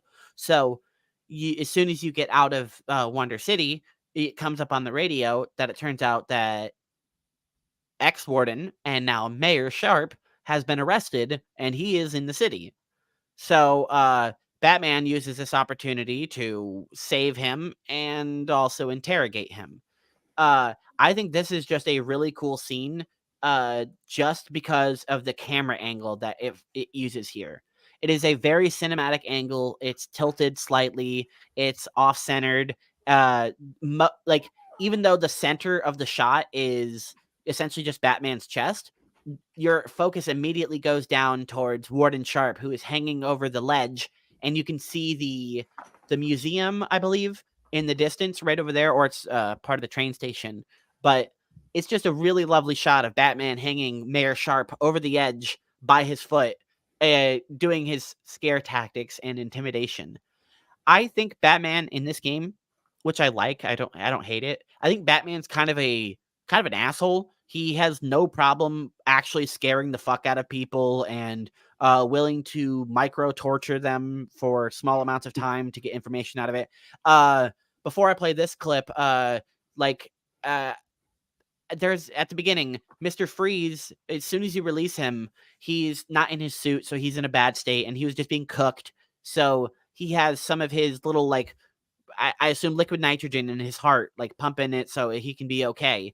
And Batman literally rips it out of his chest and pours half of it down on the floor. And then he's like, "Give me the fucking info I want, blah, blah, blah." And then he's like, test me, Freeze. yeah, and Freeze is like, "Okay, fine. Okay, God, sorry. Okay, please do this for me, and then I'll help you. No problem. Okay, God, please." And then Batman's like, "Fine," and then throws his shit on the ground instead of handing it back to Freeze after getting what he wants. He could have just been like, handed it back to him or threw it at him, but no, he throws it down on the ground, wasting even more of it. And then Freeze has to scramble over it, grab it, and put it back in his thing. And Batman's like, honestly, that's just a cunt move. He didn't have to do that. Same tactics with the Riddler's informants. Instead of Riddler maps on this, you interrogate Riddler informants. They're amongst all the other gang members, and you want to kill them last or beat them last to interrogate them. I'll tell you what you want. Just don't hurt me. And he'll still he'll still hurt him. He'll still knock him the fuck out. Yeah, so Batman is he's a little intense, but I kind of like that about this Batman. So he interrogates Sharp, asking about Protocol 10. No problem. All I had to do was set up Arkham City and put Strange in charge. It made perfect sense. The scum of Gotham needed to be punished. It would be my legacy. Strange has been removing anyone with evidence against him and sending them into Arkham City. Enjoy your legacy. He doesn't get all the way to it in that clip, but the big controversy of Protocol 10 is that Hugo Strange himself has been supplying weapons, drugs, and explosives, everything the crime people in Arkham City need to continue their empire, kind of illegally, obviously. He's been giving all this shit to the criminals. And then once they became big enough of a criminals, he is able to just send in and have kind of carte blanche to do whatever he wants. He can send in and have lethal military force, execute any criminals he wants. He's essentially turned the place into so much of a war zone that he can now wipe it out. He's looking to purge the criminals from Gotham, and by literally purging them, by sending in missile strikes, and that's his plan to get the crime out of Gotham. Is we're going to kill everyone.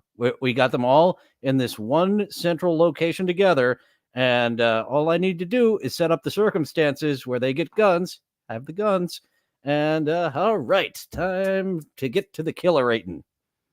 So now we finally get to the part that I know that you really enjoyed because you brought it up in Arkham Asylum. Once you finally get back to Freeze's like mobile little lab that he has set up in, I think it's the GCPD headquarters. He gives Batman gives Freeze the blood, and then he synthesizes the cure, and he produces 2 vials of it. So he takes one of the vials and instantly fucking destroys it, and then puts the other one inside of his safe. And we can't make another one for a while. It's going to take a long time. So, point.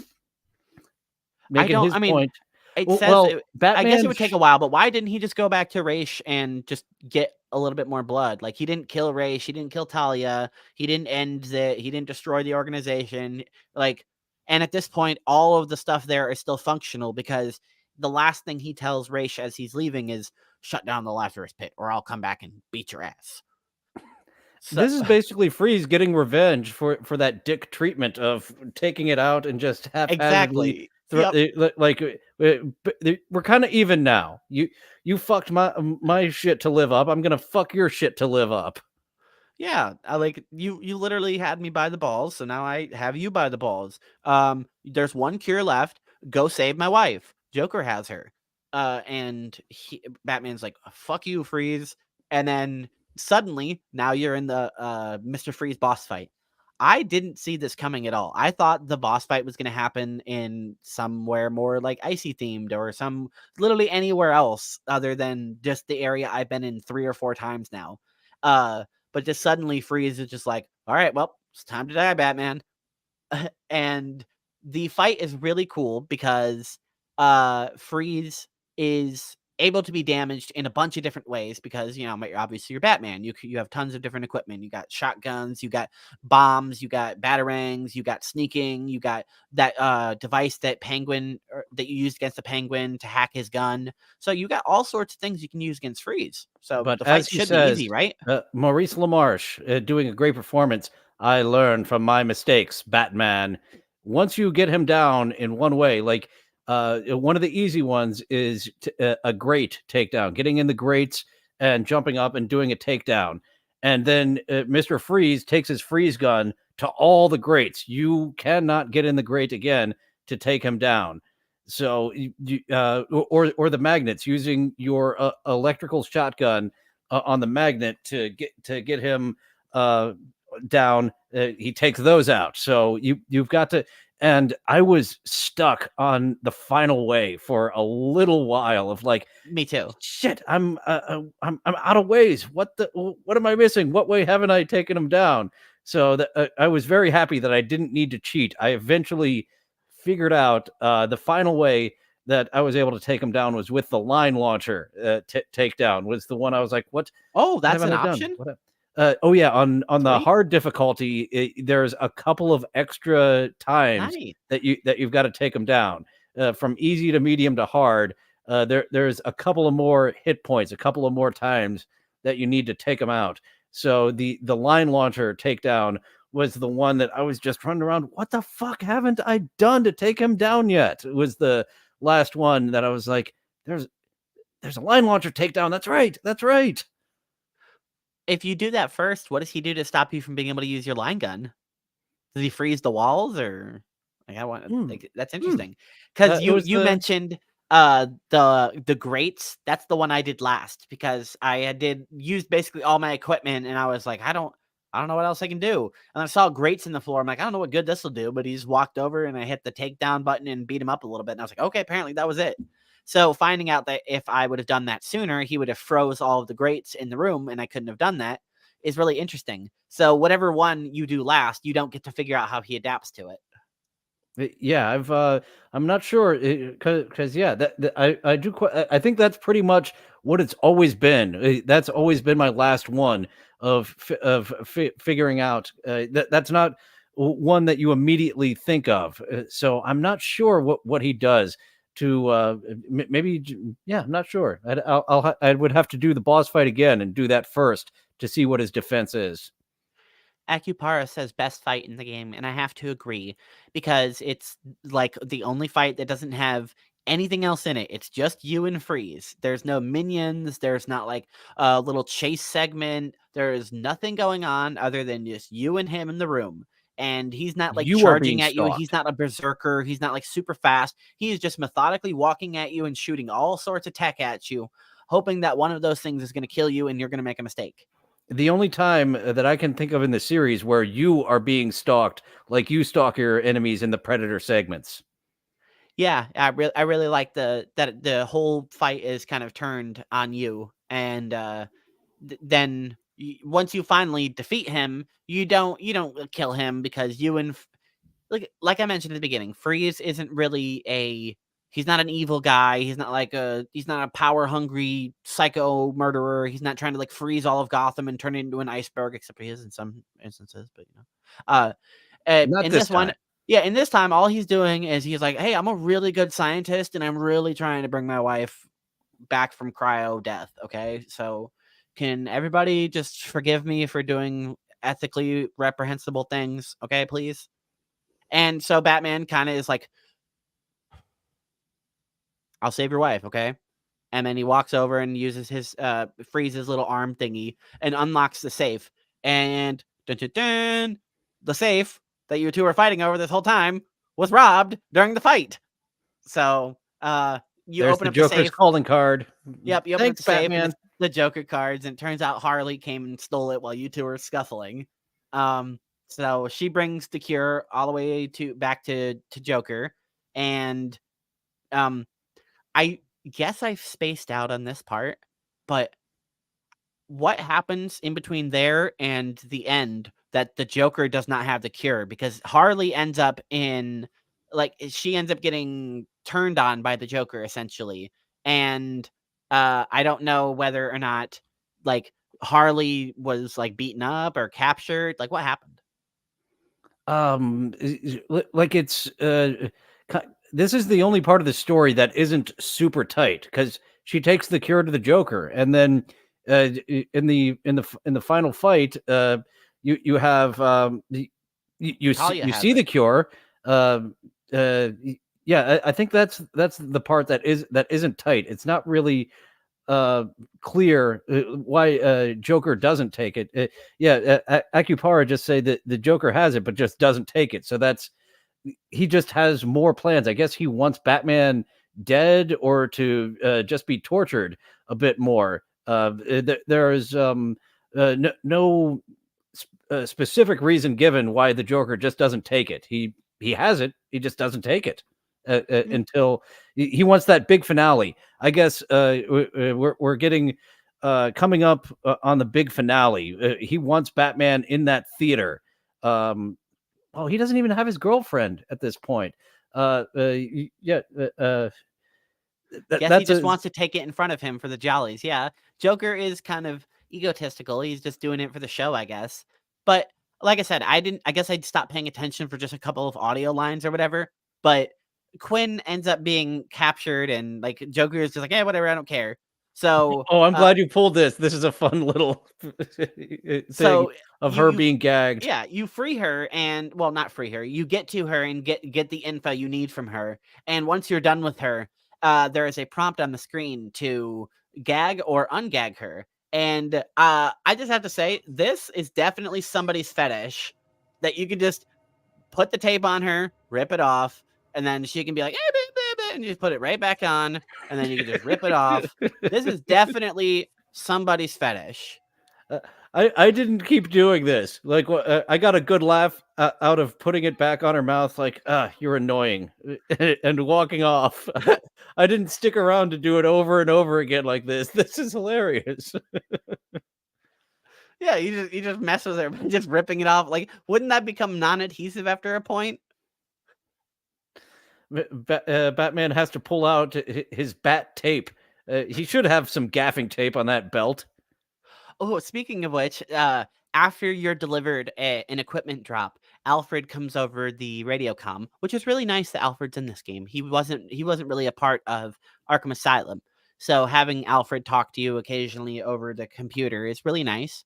But he comments, he's like, "Sir, have you considered a bigger belt?" And he's like, "Yeah, I did, but it was too heavy. It slowed me down. So now I just have to get like remote equipment drops whenever I really need them, I guess." Yeah, a nice little storyline. Why don't you just bring everything? Weighed me down. Yeah, what do I need, a bat backpack? I don't think so. Oh, my bad. Wrong button. Yeah, so what am I gonna use? Like a bat backpack? Yeah, that doesn't seem like it would kind of throw off my look. Then I'd have to like change my glider and how it works. Whatever. So you find out where Joker's hiding, and you go to take him down and get the cure before he can do whatever he's gonna do with it, or take it himself, or waste it, or whatever. Batman's gonna stop him because Batman's got to do what Batman's got to do. Once you finally get there, though, it is like dramatically revealed that Joker is perfectly fine, and he did take the cure, and he's all good, and his face is beautiful again, or well, whatever. And then it. I don't exactly remember how this plays out. So he turns around and reveals that his face is fine. Yeah, that's another reason why he was having the jollies. You think he's taking it? He's all better. You get in this fight in Joker's funhouse with a bunch of thugs with a Titan. Fun little battle that you end up losing in the end. And Protocol 10 is underway when you wake back up. And I've got the final boss fight here queued up. There is a bit more before we get to this final part. Catwoman ends up saving the day with Batman and her segments. Okay, I remember what happens now. Joker is about to take you out, and he has Batman essentially dead to rights. He's got a gun pointed to him, and he's about to take him out. And Talia comes in because she's been trailing you this whole time, and she says that if she leaves Batman alone and comes with her, she'll give him the ticket to immortality. So then Joker's like, "Oh, okay, cool," and then he goes off to do that with her. Follow your heart, Batman, pointing to the tracker that that was put on her lowly goon earlier. And so you get out of this mess, Batman. You can fucking find us if you follow your heart. And once it switches back to Catwoman after Batman's incapacitated, she is back. She's finally gotten her loot. She has all her stuff, and she is about ready to leave Gotham. And you walk down a hallway, and you literally have two choices as you see Batman laying there under some rubble, and his body's like hurt because like I said, I stopped paying attention for some reason in this part, even though it's an important like part of the thing. Batman is incapacitated. And Batman like, is I hate this part somehow, and he's got like rebar. And Protocol 10 is now happening. So like the roof is gone on the part of the steel mill where the Joker is hanging out. So Batman is buried under rubble all over the city. Yes, for some they're starting to blow up the city and using just danger close. So she sees him on a monitor and hears like a radio broadcast about him being hurt, and she's like, "Okay, I can just leave, or I can go save him." But does he really need saving? It's Batman. Batman doesn't need saving. I knew that, like, I felt in my heart that this wasn't going to be like a real choice, and it was going to be like a either option is going to lead you to the same thing, which is I'm right about. But I literally thought about pausing the game and looking up, do I want to figure out what's the right choice to make here? And I was like, no, I'm just going to do what I think Catwoman would do. I'm just going to leave. So I left. And then after Catwoman leaves, the credits roll. And I think it's really interesting because it plays an audio log of Oracle, presumably months later.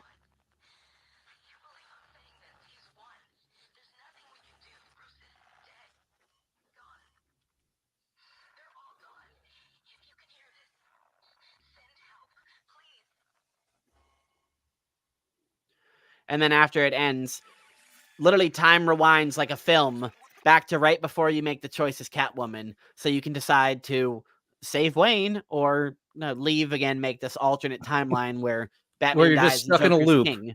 You're just stuck in a time loop if you keep leaving Arkham City at this point.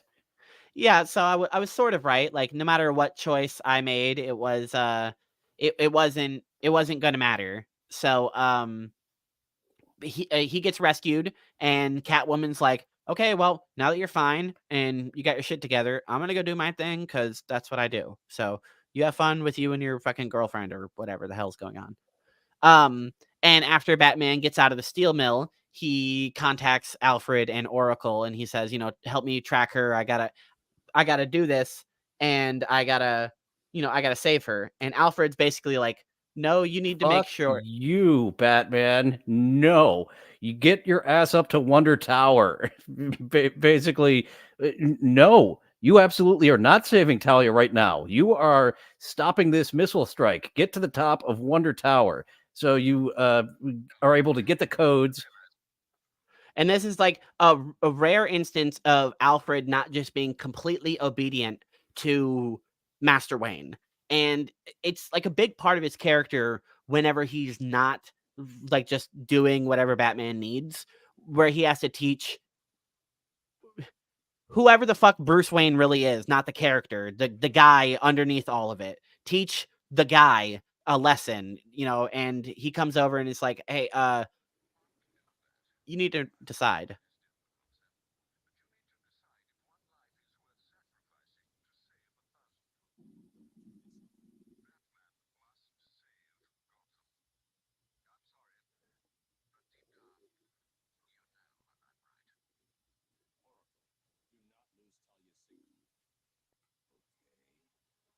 They both just kind of cold shoulder him.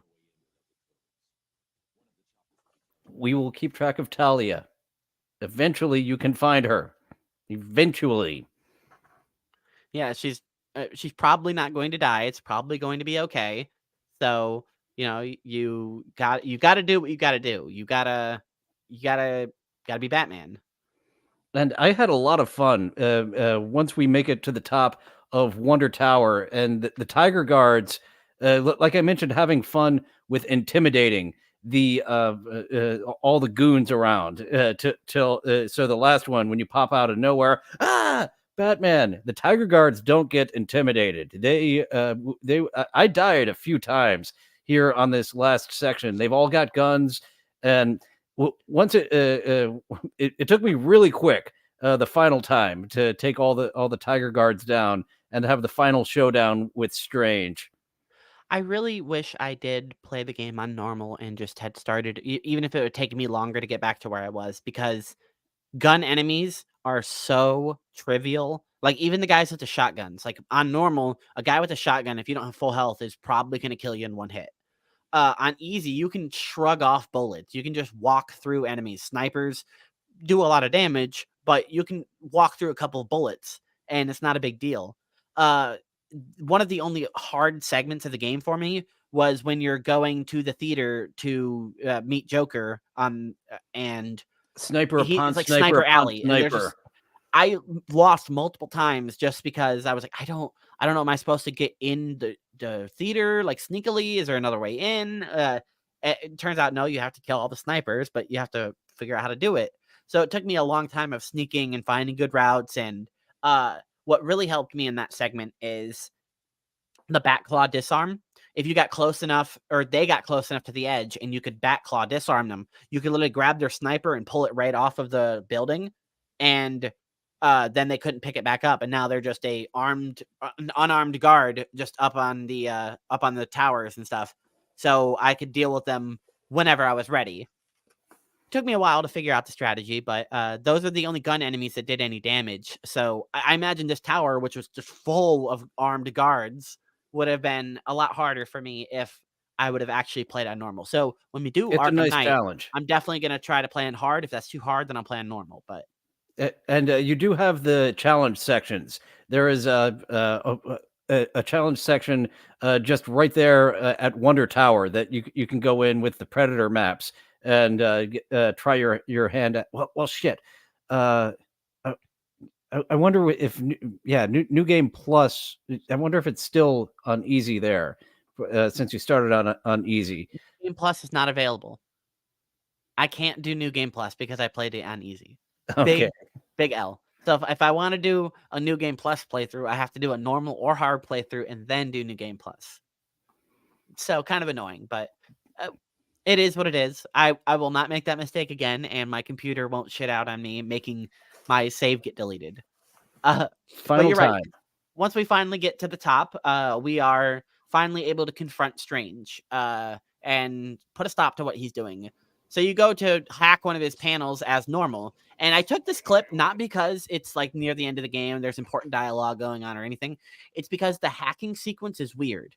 The way it works in this one is there'll be like a password on the screen, and you'll use both of your sticks and you'll rotate it to the right degree on the stick, and you do it for both of the sticks and it'll form the password. It'll be like, if it's 6 letters, it'll be 3 on this side, 3 on that side, and you put them together to make the password.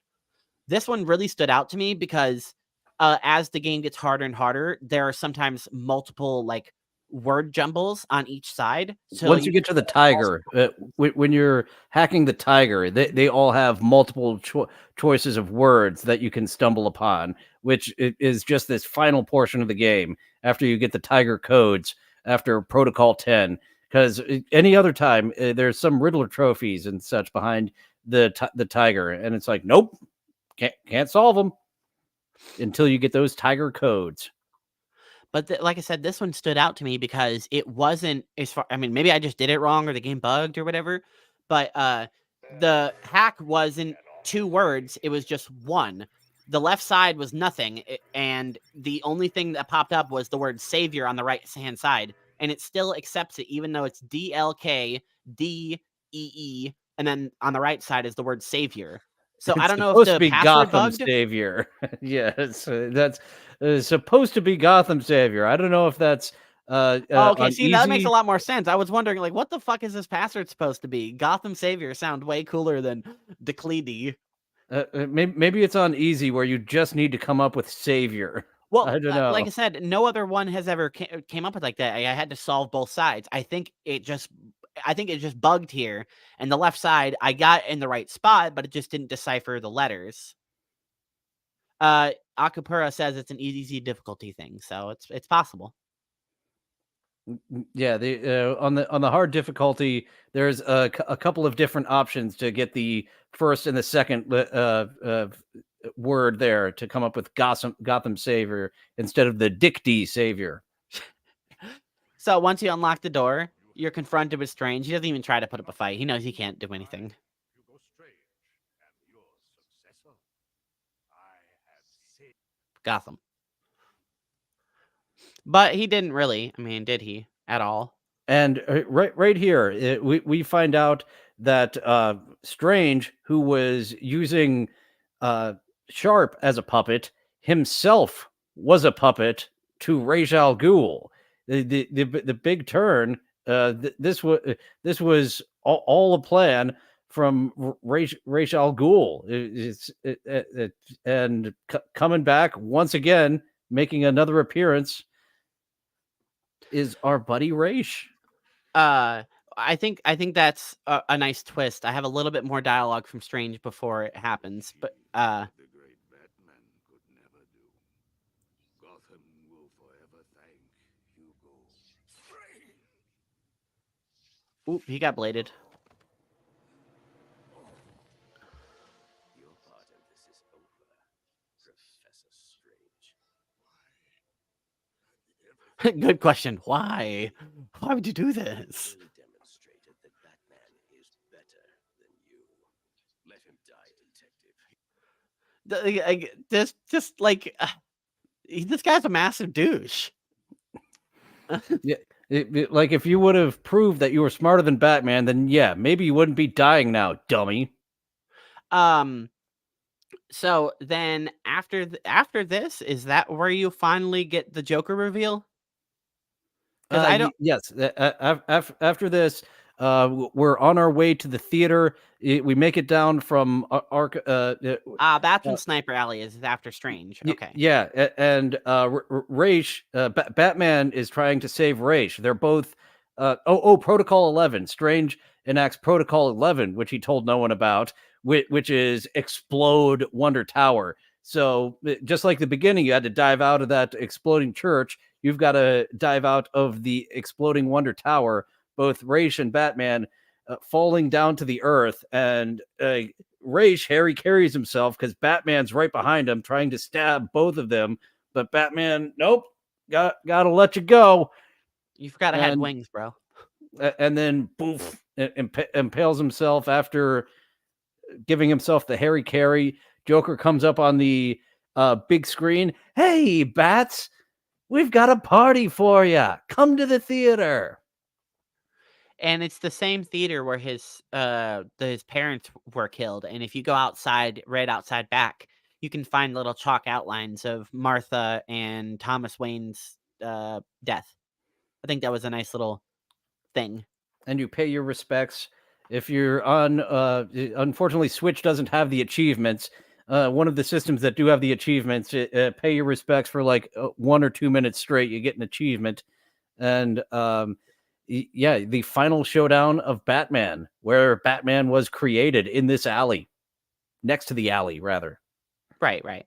Then once you get into the theater, Joker reveals that the entire time there has been two Jokers. There is the Joker that we all know and love, and then there's the Joker that was introduced about halfway through that is seemingly much more healthy and spry and happy and active. So yeah, you thought he took the cure when you fought him earlier, but right there is the cure. Batman has these flashes, and there's little evidence, including in the fight with this fake Joker earlier.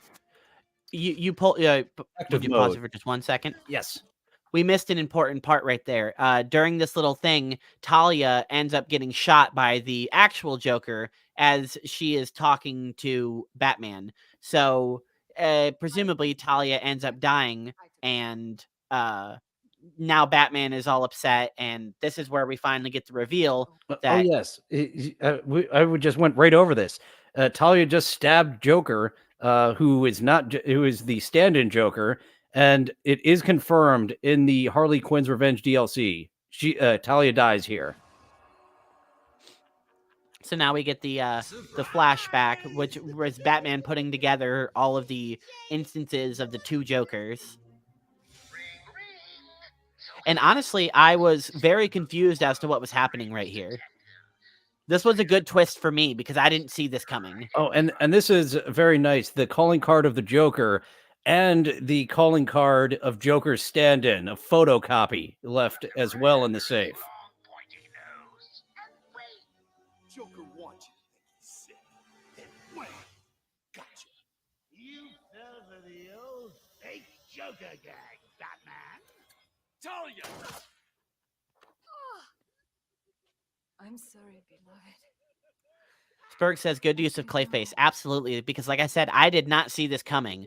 I was so confused. I'm like, wait, is there like a clone? Is it like it's like an illusion? What the fuck is happening right now? It was never you. Not always. Well, sometimes. Confusing, isn't it? I know I'd want to know just what the hell is going on if I were you. Let's just say, at times like these, it's important to keep up appearance. And his thugs, But first, this if you did would boost be their so morale. kind The healthy Joker. and Well, yeah, because they were over worried and like they were my thinking about turning because their boss is gonna die soon. So him just coming back spry and healthy. And then suddenly I realized, oh, okay. This makes sense now. Standing in for yours.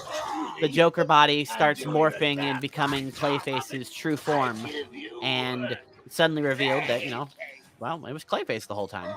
Well, sometimes, as Joker said. Why sign up with Joker?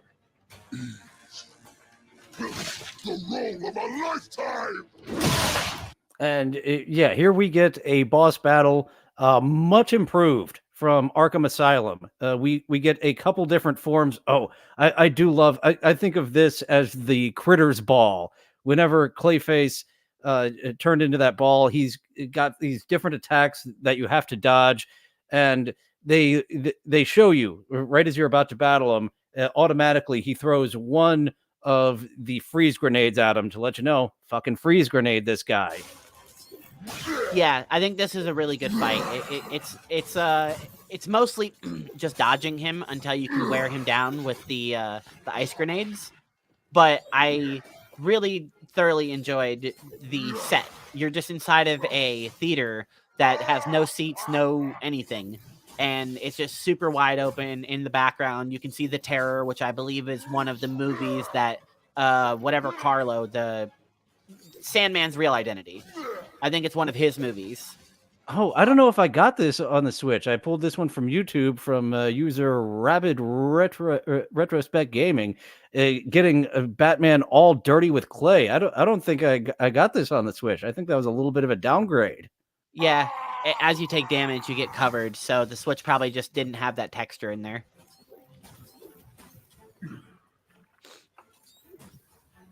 This fight is really interesting because as you freeze him, you can obviously start breaking him apart, which Batman has no problem doing because he knows that he can't actually really kill this guy with his current loadout, so he's not worried about actually doing any damage. His only point in this fight is trying to get the cure out of Clayface. I said Sandman earlier. Clayface, because he absorbed it as he was laying there on the floor before he turned into his big monster form. And if you get that Critter's Ball of Clayface in just the right position, he will explode himself. And there's certain like pyrotechnics. If he hits a certain part of the theater, just kaboom, takes some of his health away. And after we get our proper 3 forms. Well, we've got 2 forms. The first form of Clayface gets a little bit harder. Making me late for my spot. And our third this part form kicked my ass. Even on easy, I was suffering in this part. I think I lost like 4 or 5 times on the second form. Sorry. Too soon. in the basement. Change of scenery help ease the pain. And the Lazarus pit directly below the theater. Creative license. Sure, it works. Yeah, I really enjoyed this, especially because this is fun. Cool. The final segment is Batman with a sword for the entire time. Yeah, it's like a geek's dream. Just Batman running around with a sword.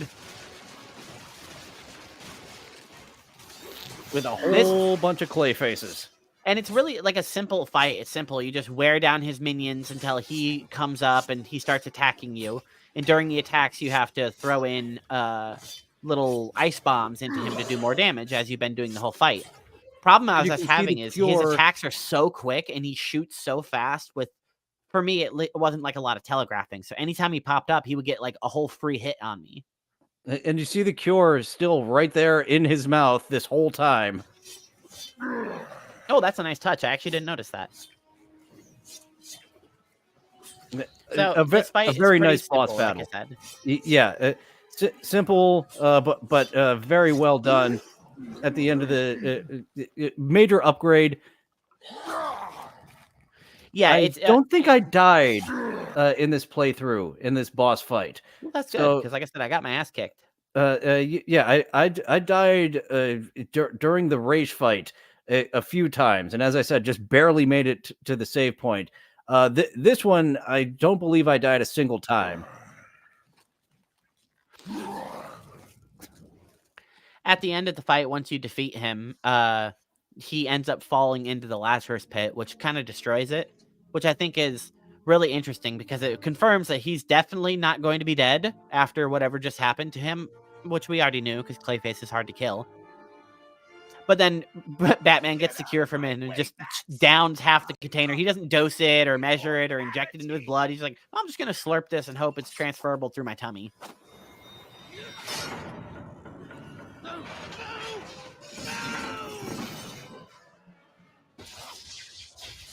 Yep, into the Lazarus pit. Big explosive ending. I think the ending here is pretty good because Joker is obviously not dead from that little like fake black screen right there, but he is about to die, and Batman is deciding he's going through his morals. Poison Gotham in hell. It's not even breakfast. But so what? We all know you'll save. And he's right. Every decision you've ever made ends with death and misery. People die. I stop you. But I don't kill people. Just break out. and But you do kill it people. again. If I kill you, Think of it as a running gag. And then he re-injects him right in the shoulder with another bit of his blood after Batman just drank the cure. Which, I would think would cancel it out since the cure is still in him activating. I actually thought that was a dagger. I didn't realize that's more of his blood. Yep, he just re-injects him immediately. Batman chugs the cure and then immediately gets stabbed again. Even after everything you've done, I would have saved you. So is this like another fake Joker death, or does the Joker actually die here? He is dead. And Cool. we get the game opened up with a picture of Cain and Abel. So we get a mirror image of Cain and Abel here at the end of Batman coming out with the Joker in his arms. He dead. No kidding. Yeah, he is dead. In Arkham Knight, the Joker is dead. Sorta. But Well, somehow you in the can't new forget about Mecha Joker and Ghost Joker and Alternate Dimension 3 Joker. Yeah, I guess in the new Suicide Squad kills the Justice League. I guess that's an alternate dimension Joker. It looks nothing like this Joker. Huh, interesting. The ending wraps up pretty nicely, but I like that it even though the credits roll here. Speaking of the credits rolling, I think it's really nice that we get Mark Hamill just singing as the Joker here. Just a nice, like, creepy ending, just hearing him sing. But after the credits roll and we're finally, I guess, done with the main story, it picks up as Catwoman, and Catwoman is essentially pissed off because during the scuffle in the last hours of Protocol 10, people raided her apartment and stole all her shit. So she is now on the prowl to go get her things again, and she wants to go get revenge on Two-Face. So she goes home to collect the last bit of her gear, and she ends up getting exploded, which is like a fake out death for her. It's like, oh no, she's dead. And then her cats come And up. she doesn't really get messed up like Batman got messed up. So here, as you're playing this final section and in the post game, we have debris up Catwoman to go along with messed up Batman. So yeah, I think it's really nice that you get like an actual proper epilogue instead of just like the credits roll and then they tell you what happens or like be continued in the next game. Catwoman goes to the museum because now that Penguin is sort of out of commission for the moment, Two-Face was able to recover from the incidents at the courthouse and take over the museum and sort of convert some of the gang and make a power play. So she goes and she infiltrates the museum and beats up all of Two-Face's guards. And I really like her, the fighting as Catwoman just because of the animations. She's so fluid and it looks just so good watching her jump around. I saved the shield guy for last so I could do a takedown on him. Yay.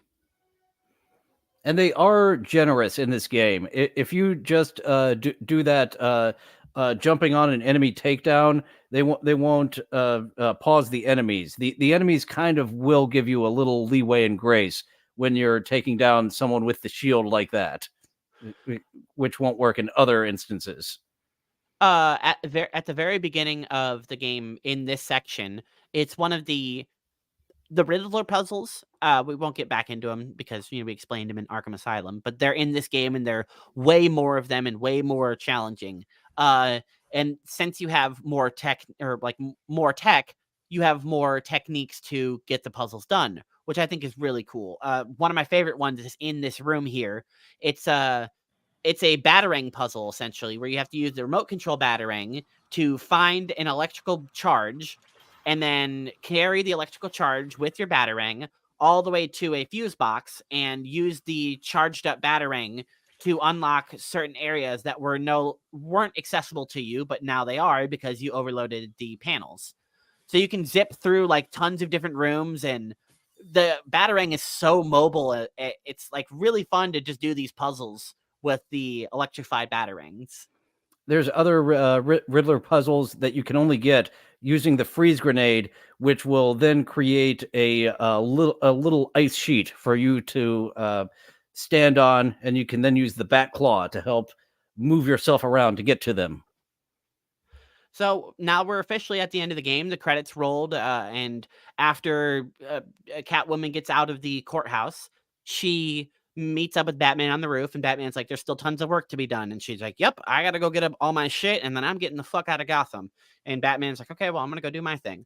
And at this point, you finally have like the true full open free roam, where you can switch to Catwoman not at will. You have to go to little points to switch to her. Yeah, like 3 And you places can on do the any map. of the challenges that you hadn't done up until now. There's new ones available, and you finally have New Game Plus if you played on normal or hard, where you can just start the game over with all your equipment and pick skins.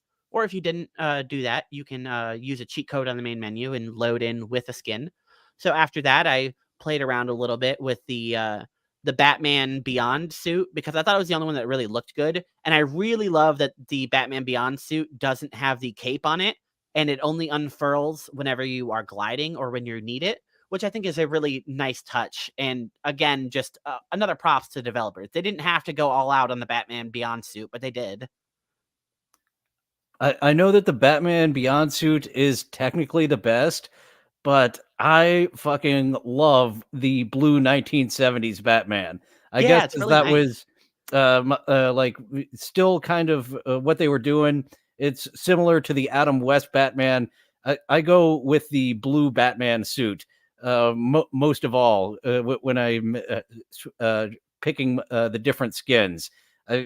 Yeah, the Batman Beyond suit. I've got to say that's it makes sense that is everyone's favorite, but the blue 1970s Batman is my favorite. Yeah, I really like the year one Batman suit. That's a good one. And then the Sinestro Corp one is, I think it looks cool, but I wouldn't use it for too long. It'd be nice to do like in the challenge missions, but I wouldn't run around all of Arkham City with that suit. The Dark Knight Returns, where Batman is now old and bloated, and his suit is now stretching, struggling to fit, is a fun touch. Did you know in the post game, if you go to where Ra's al Ghul's body landed from Wonder Tower, his body will be gone. That was pretty safe to assume. Batman just leaves him there, and he even comments that he's going to need a lot of juice to get rest from that one.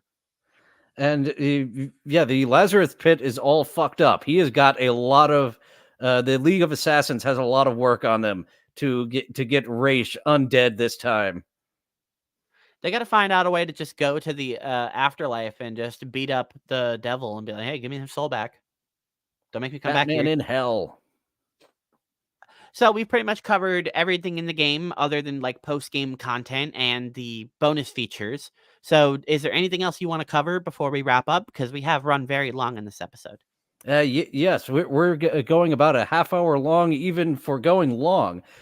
So I think we covered pretty much everything. The Joker trophies, you get that little hit from your brain of like, you accomplished something.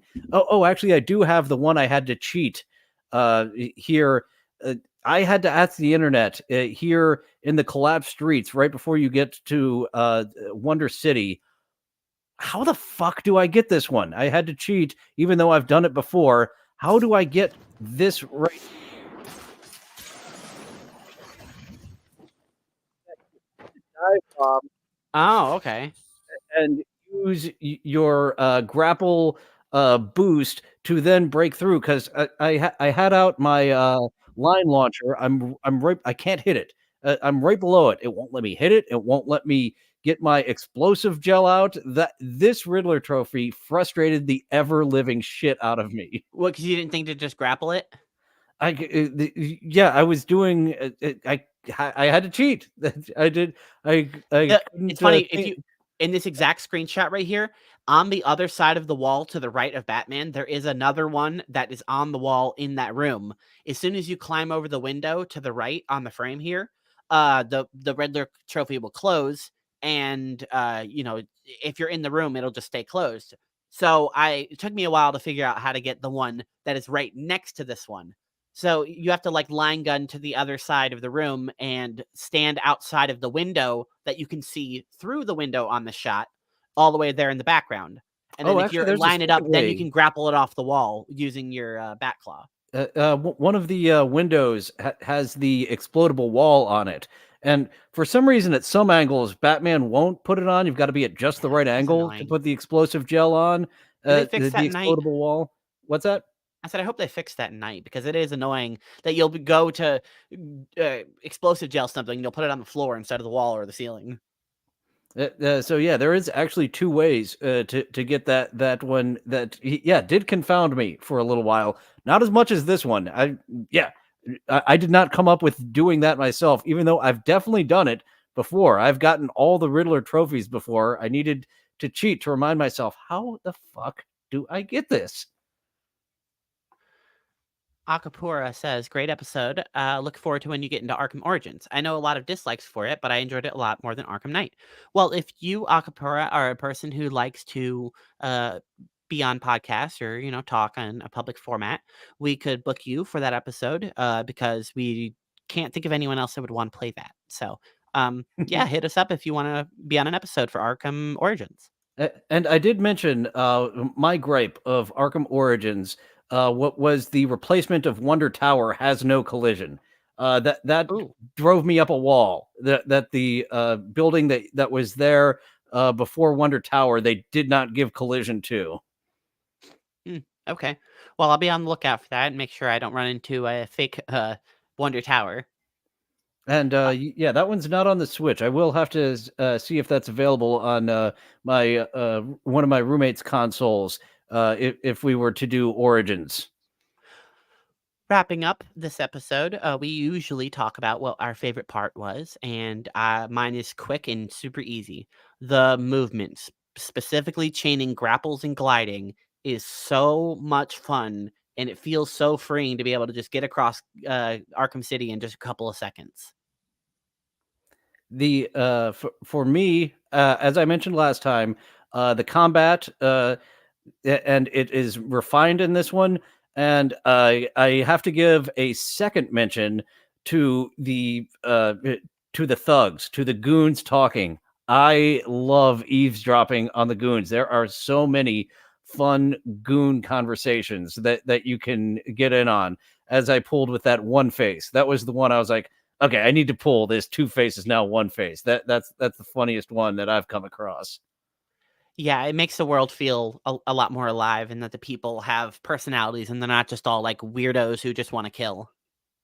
And something that I heard a YouTuber say is that the having the thugs more generic helps because in Arkham Asylum they're so distinct. You have like the Frankenstein head man, you have the spiky haired man, and they're just so distinct that when you see them over and over again. Whereas this one, they're wearing masks and they don't look so damn distinct, and it helps with the immersion into the game. They have uniforms and stuff.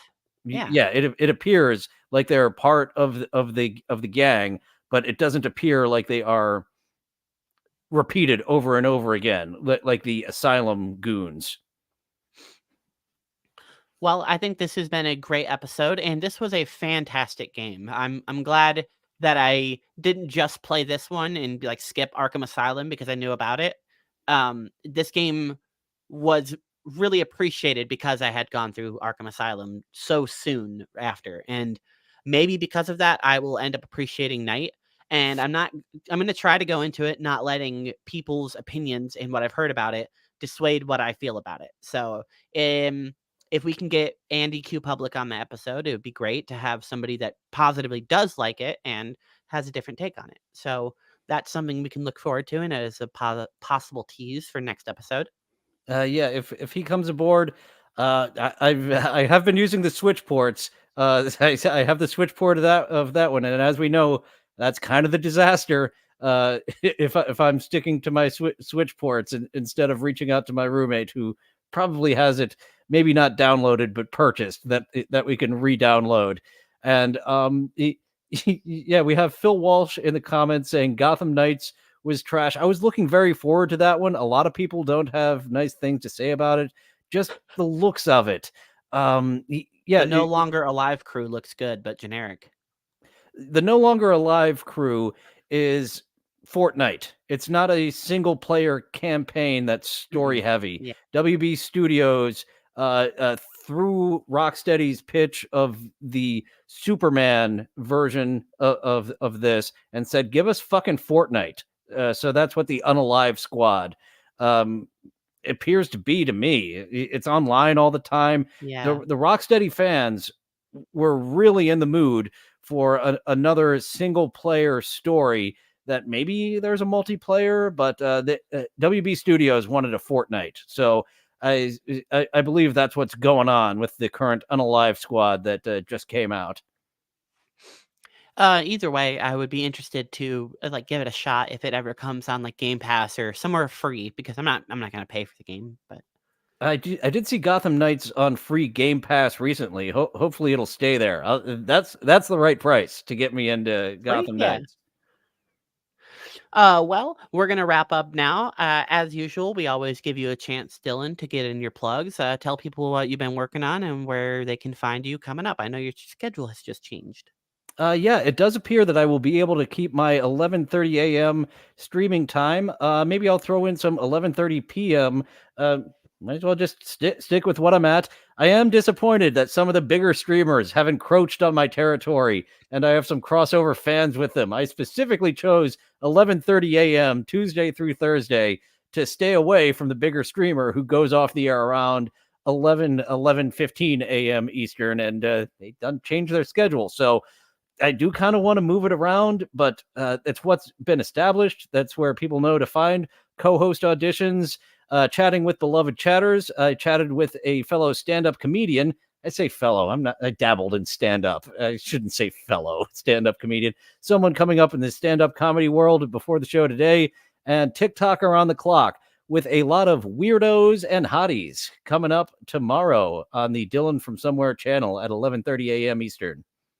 Ooh, I always look forward to TikTok Around the Clock. It's a great show. And if you listening haven't checked it out, go check out Dylan's channel and watch some TikTok Around the Clock.